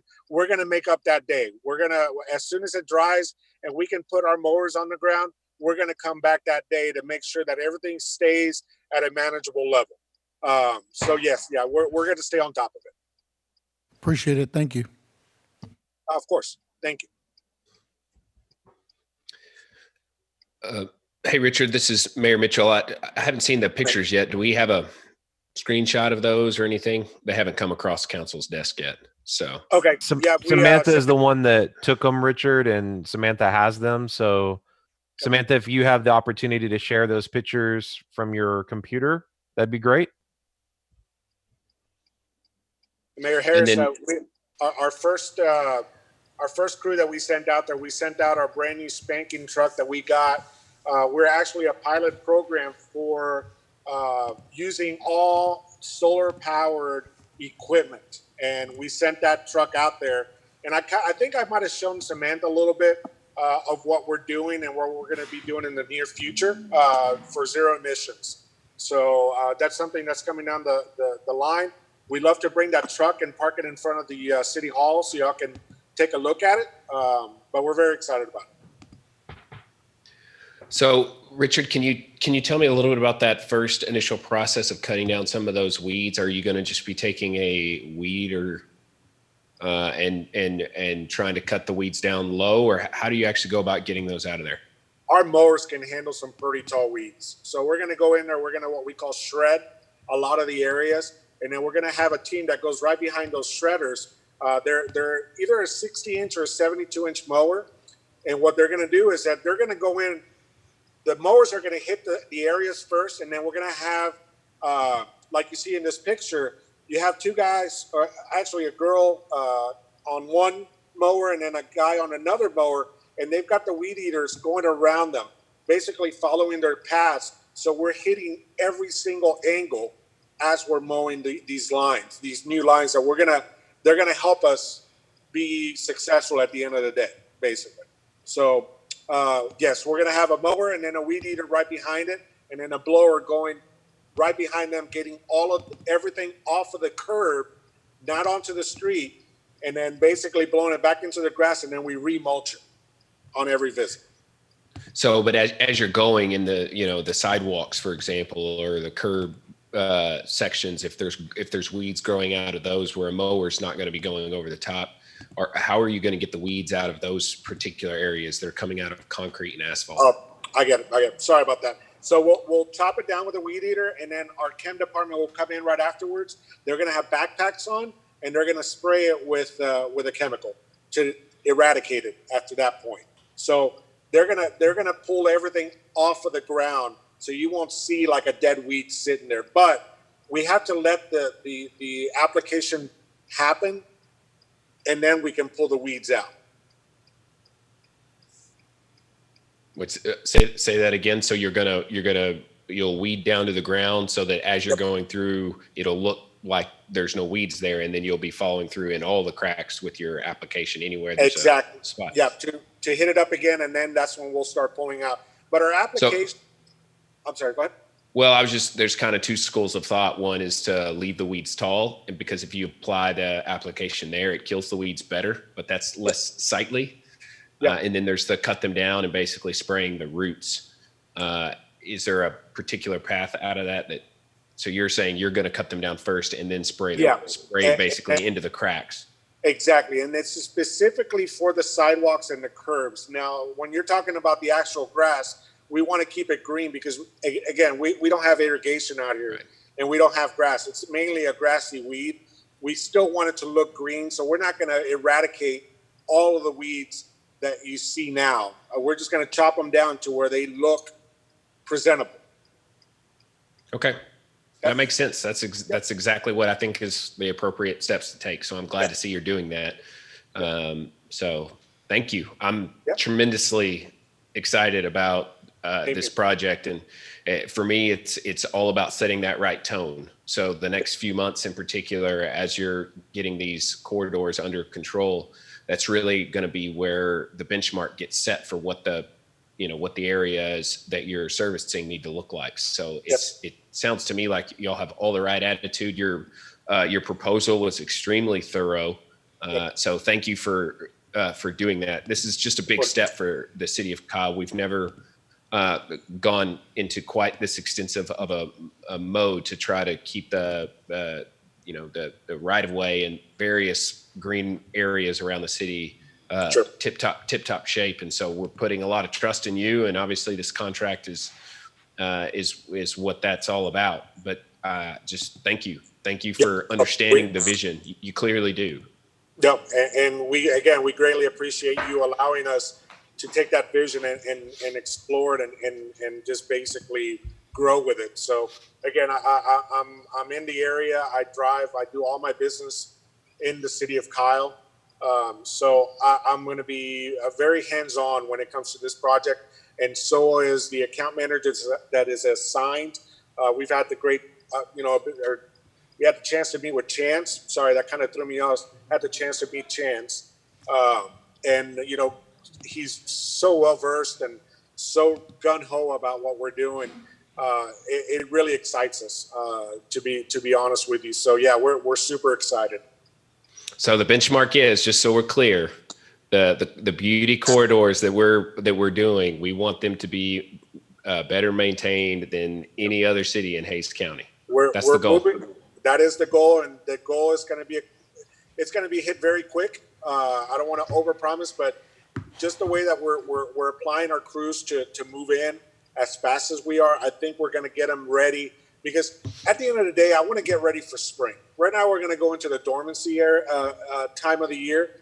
This is a good time for us to get all the edges done perfectly, right. All the weeds pulled, get ready for that spring season. And then I'm, looking into spring and getting some other projects, that's and getting some water onto these center medians, especially on Kyle Parkway. It's the world's, there's no limit right now. Wonderful. So. Anybody else have any questions for Richard? And I apologize with this light coming down on me here. It's, I think, no problem. Yeah. All right. Well, with that, I'd like to make a motion to approve agenda item number 20. Second. Moved by the mayor, seconded by Councilmember Villalobos. Any further discussion? All those in favor say aye. Aye. Aye. All opposed. Motion carries 7-0. Agenda item number 17 and 18 were both first readings that passed unanimously. Is there any objection to those two items being finally passed? All right, seeing none, those items are finally passed. Next up, agenda item number 21, first reading, approve an ordinance regulating traffic, authorizing and directing the installation and erection of stop signs for traffic control at the intersection of Hiver and Goldenrod and Layman. This is a request that came from a resident. I passed it on to staff. Staff has went out there and did their due diligence. And so, Mr. Barber, go ahead. Thank you, Mayor and Council. Leon Barber, City Engineer. Mayor and Council, when I first looked at this particular intersection on Google, I knew it right away wasn't going to meet any of the criteria that we require on the Texas Manual of Uniform Traffic Control Devices for traffic counts and probably not even collisions. But we have something similar to what happened in front of the library there at West Allen and Scott Street. When we widened Layman Road, we pushed that curb line further east at that intersection there at Hiver and Goldenrod. So when we pushed that curb back, people going westbound on Hiver, trying to enter Layman, that traffic's flying through there. So they're having a hard time getting in and out of that subdivision because they don't have an easy way to see around that fence line. So after we went out and looked at the site, visually looked at it, it was pretty obvious what the situation was. And this was a no-brainer. We're recommending that we install an all-way stop signs there at the intersection at Hiver, Goldenrod, and Layman. Thank you, Leon. Any questions for Leon? This is Councilmember Rizzo. So Leon, it was a line of sight issue that was creating the issue there? Yes, sir. Okay, so that is something that is in the criteria, so just wanted to point that out. So it's something that does end up on the criteria. I was able to go through that after we dealt with the situation in Scott Street. So line of sight is something that we do look at when we're looking at possible locations for stop signs. So thank you, Leon. You're welcome. Leon, this is Councilman Tobias, real quick. I used to live in that area, especially on Goldenrod, and there was always a lot of pedestrians that would always have to try to cross Hiver. Would there be a consideration of putting some striping down, pedestrian crosswalk in that area? Certainly. I can get with Public Works and we can look at that. Because I know a lot of people walk from Hiver in that area. They go to the disc golf course right over there by Steeplechase. Okay. So I know that area pretty well. Yes, people fly through there. Thank you. You're welcome. Leon, I actually kind of had a question similar to what's being discussed. Is there any word because of the or any consideration for having a stop sign coming? Because that traffic is generally moving pretty quickly through there. And if it's a blind kind of intersection, I'm just nervous about changing the pattern up quickly, and then somebody on their cell phone not paying attention and, a wreck happening there. So are we trying to phase that in, or is there any consideration being made towards some kind of warning for the folks on Layman to get them to slow down? We can do one of two ways. I know that you can have your advanced warning sign saying stop ahead.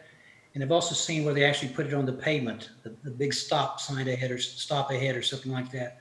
So I'll get with Public Works and make sure that we try to give those people advance warning. I think we did that on Scott Street also. We did. Maybe Councilmember confirm And that. we also did it on RM 150 as well. We had some of those. One of our signals basically saying stop sign ahead. It was really well done. That was a blinking light, obviously, which certainly helped. But if this is going to be just a traditional stop sign, I'm not sure the little pink ribbon is going to cut it here with that. Which honestly, that pink ribbon actually helps. It just draws your attention. It's a good thing to have. This might require a little bit more work. This is similar also to the stop sign at Layman and Bunton. When we added that stop sign a few years back, there was just a lot of confusion right at the very beginning, and folks weren't stopping, and it all works itself out in the end. But I think our job is to make sure that as people are figuring it out, that we're making sure that the safety of the intersection is being taken into consideration, especially with what Councilmember Tobia said with those pedestrians. So anything that we can do when we go to install it to make it real clear that a stop sign's there, I think would be appropriate. I will do that. We can also look at typically, I think your signs are 24 by 24. We can also put there's even bigger stop signs. You get 30 by 30s if I remember correctly. So maybe we need to put stop ahead signs in advance of those and then have the larger 30-inch signs. I think that's the size, the bigger size. So we can do that too. I think that's a good idea. Like is stripe stop ahead on the pavement, but that's extra work. Leon, I think That's what all right. Mayor was actually mentioning is the lit, the temporary signs that we put up, when we're about to. Digital billboard Digital kind of thing, thing. yeah. Right. I'm not sure if we have the equipment in place to do that, but I will work on that. I'll figure that out. Thank you, Leon.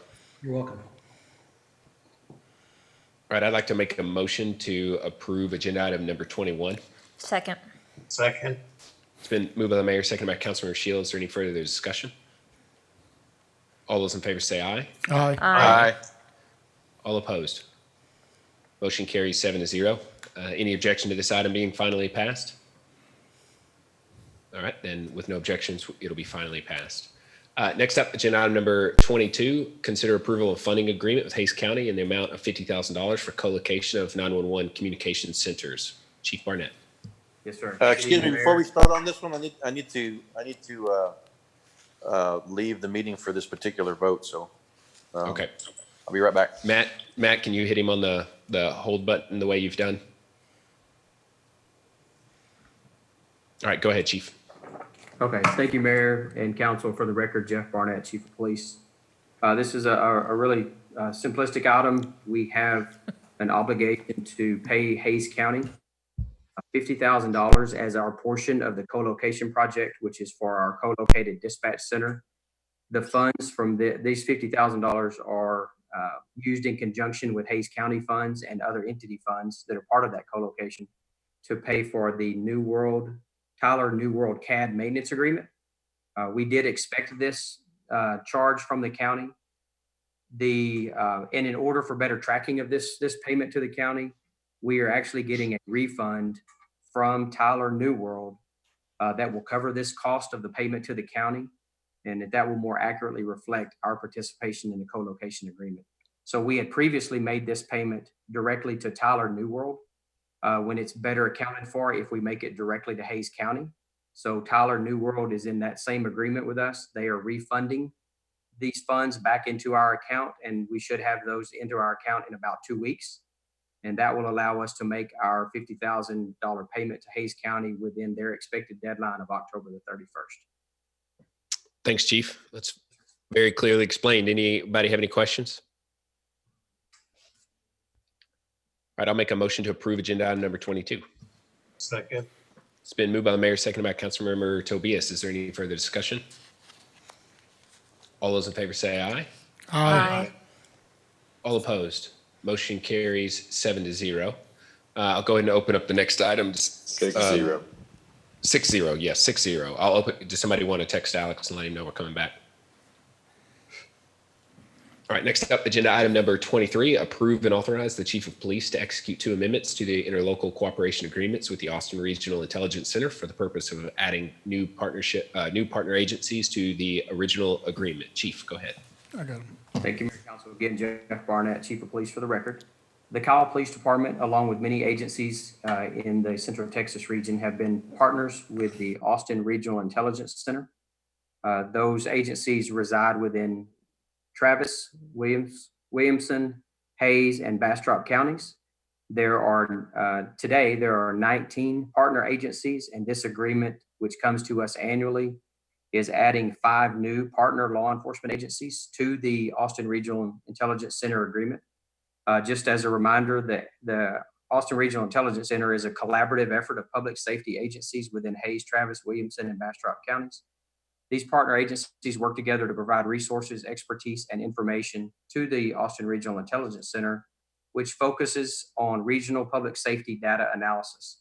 The mission of the Regional Intelligence Center is to maximize the ability to detect, prevent, apprehend, and respond to criminal and terrorist activity in our region. And we would ask that we be able to sign this agreement to allow our 5 new law enforcement partners to join us in that agreement. Thank you, Chief. Anybody have any questions for Chief? I don't have any questions. I just know that it's a great partnership. It brings a lot of training. It brings a lot of a sharing of intelligence and data that definitely helps up and down the corridor in east and west. I think my question, I do have a question. Are we going to have anybody that's going to be the liaison or assigned to the ARIC from our department, Chief? So, great question. We have several officers within our department, myself included, that are trained TLOs so that we can both obtain and share information directly with the center. We do not have a full-time appointed crime analyst to the center, as do some agencies, but we do contribute a small monetary contribution to that as part of our membership, and then we get the full access to all of their services. But we do have quite a good handful of officers on patrol and detectives and administrative staff that are TLOs as a partnership with ARIC. Thank you. Yes, sir. I would add further to Councilmember Villalobos' comments that they provide outstanding training to our officers, almost always free of charge to our staff. And then the information that they are able to obtain and share with our officers and then collaborate with our partner agencies across the region is practically immeasurable. Any major offense or criminal episode that you've heard about in those counties that I mentioned, ARIC has been a significant resource behind the scenes to help solve those crimes. And I think they're invaluable, and our partnership with them is much appreciated. Absolutely. Thank you, Chief. Anyone else?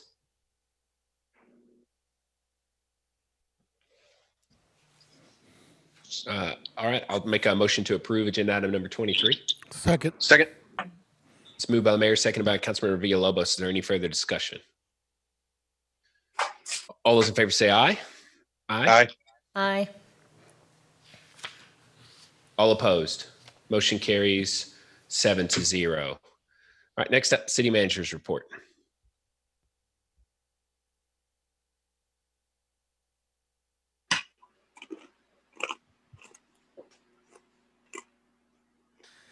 Mayor, Council, City Manager Scott Sellers for the record.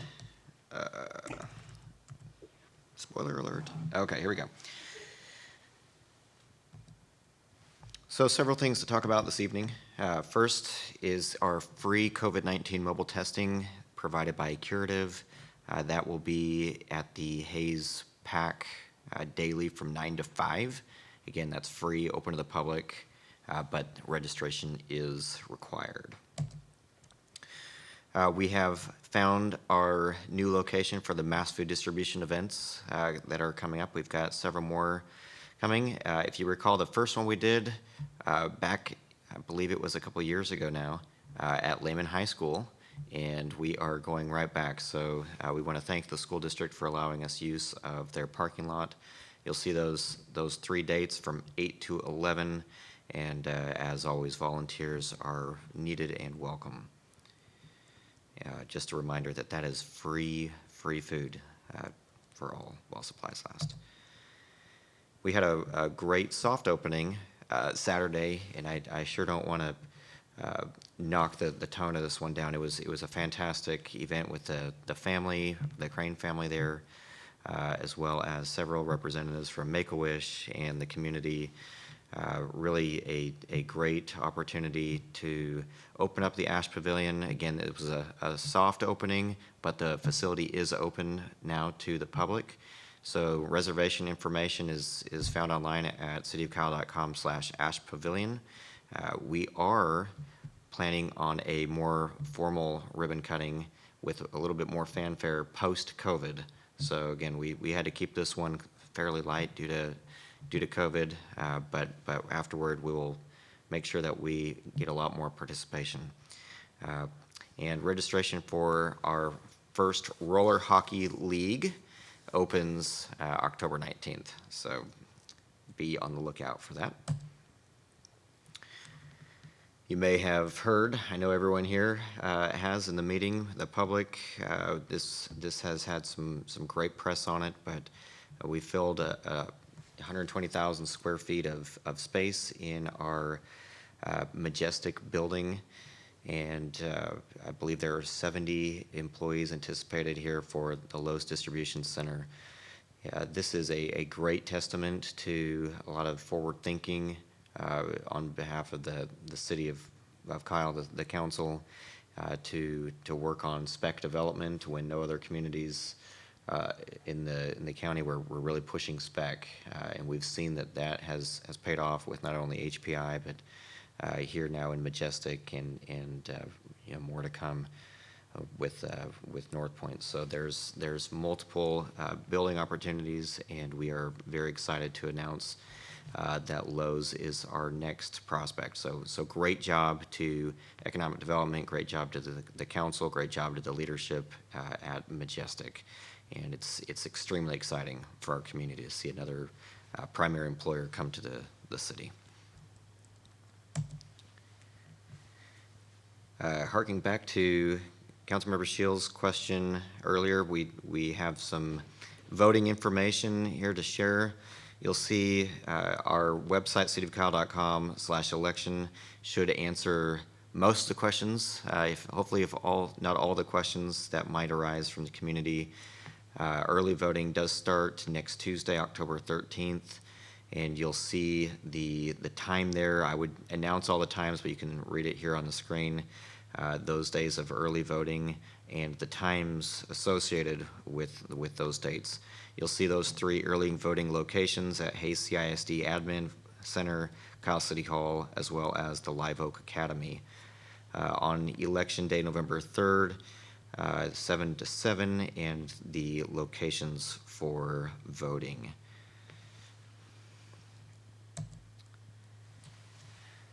The Kyle Public Safety Center Proposition A open house. Open houses are moving forward. We have our next one October 8th, and then the following on October 13th. This Thursday, October 8th, it is a come and go conversational event here at City Hall, so we are inviting any member of the public that would like to come in to talk to the Bowie team about the question, as well as the staff representatives. At 7 and 8 is the official presentation and Q&A. That is here at City Hall, but it is also streamed through our typical channels, Zoom, Facebook, YouTube, and Kyle 10. And we will have closed captioning and Spanish translation as we have had. So there's information on the October 13th event. I think the events, there's been a lot of participation here with members on council and staff, and we've had growing participation from the community.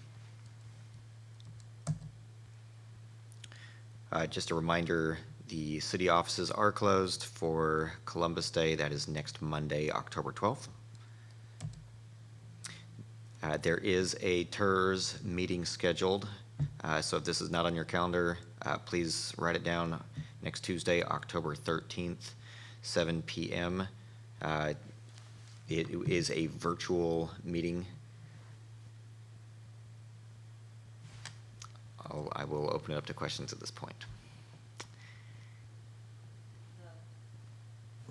The Prop A meeting, Yes, ma'am. isn't that on, Yes, yep. So they're. that's on Tuesday as well? Mhm. Okay.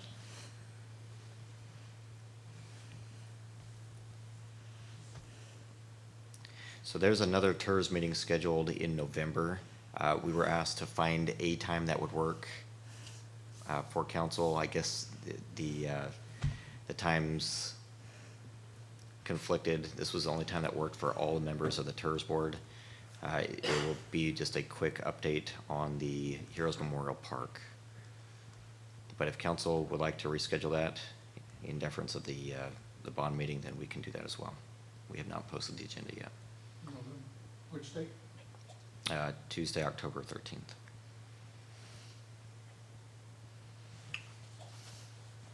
Yeah, we have the presentation that day, right, with the bond. That's right, because we originally had it on Thursday for the bond thing, but we moved it.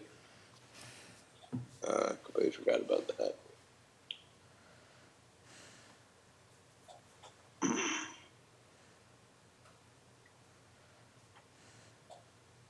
have anything going on Thursday?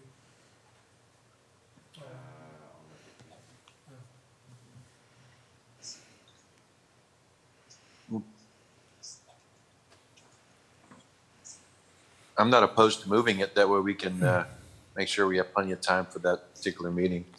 Not unless there's not a whole lot coming on the agenda for that TERS meeting.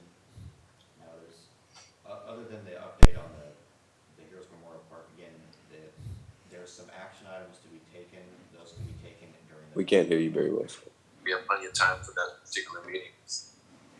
So could we move it to Thursday, the 15th? Would that work for the rest of the council? So that way, in case we have any questions with the action items? I would also have to check with commissioners. We're talking about the TERS board meeting moving, correct? Correct. Yes. Yeah. We'd have to check with, We probably have to check with commissioners. Nudge.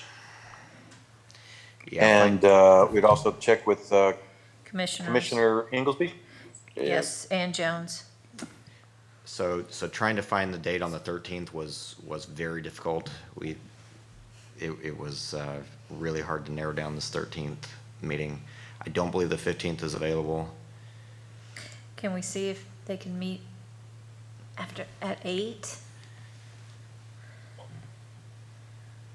Yeah, and again, this would just be the update on the Heroes Memorial Park. If the council is open to postponing that update to the November meeting where there's action that's needed, we can do that as well. But I know there was desire to have this update sooner rather than later.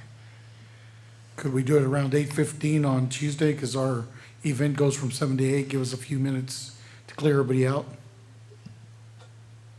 We could do that. Would that work with the rest of the council?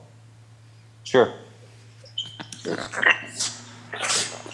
Quick question for you, Scott. Yes, sir. On Ash Pavilion, so is it just open to reservation only, or is it an open facility for residents to use whenever? I'm gonna ask. Ooh, I don't see Mariana on here. Okay, yeah. Scott, Yeah, go. Either Jerry or Samantha. So Mariana and her team is working on programming for the facility as well as a reservation procedure for people that want to use it.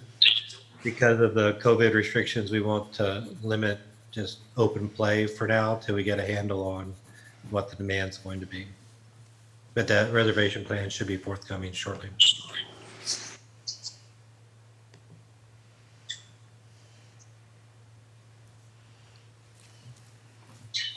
I heard we already had some folks out there, which is good. Yeah, we had it open from sun up to sundown Saturday and Sunday, and it got quite a bit of use. Yeah, I know, I've seen on social media that people were posting about coming out and playing basketball, so getting exercise. But I know you've got some concerns with COVID-19, so I'll let staff work on that. So thank you, Jerry.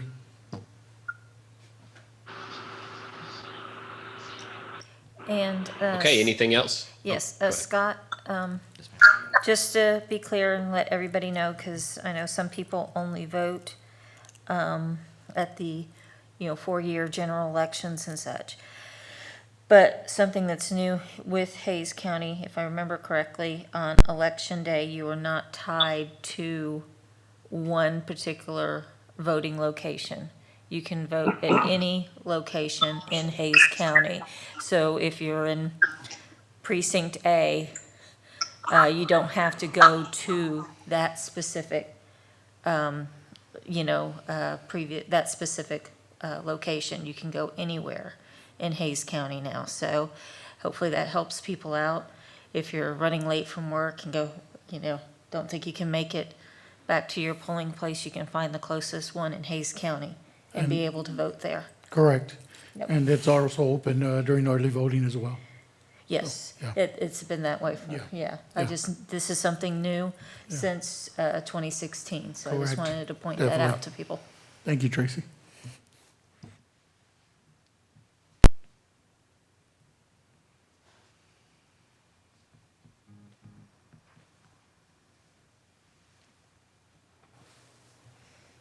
Okay, we ready to go to executive session?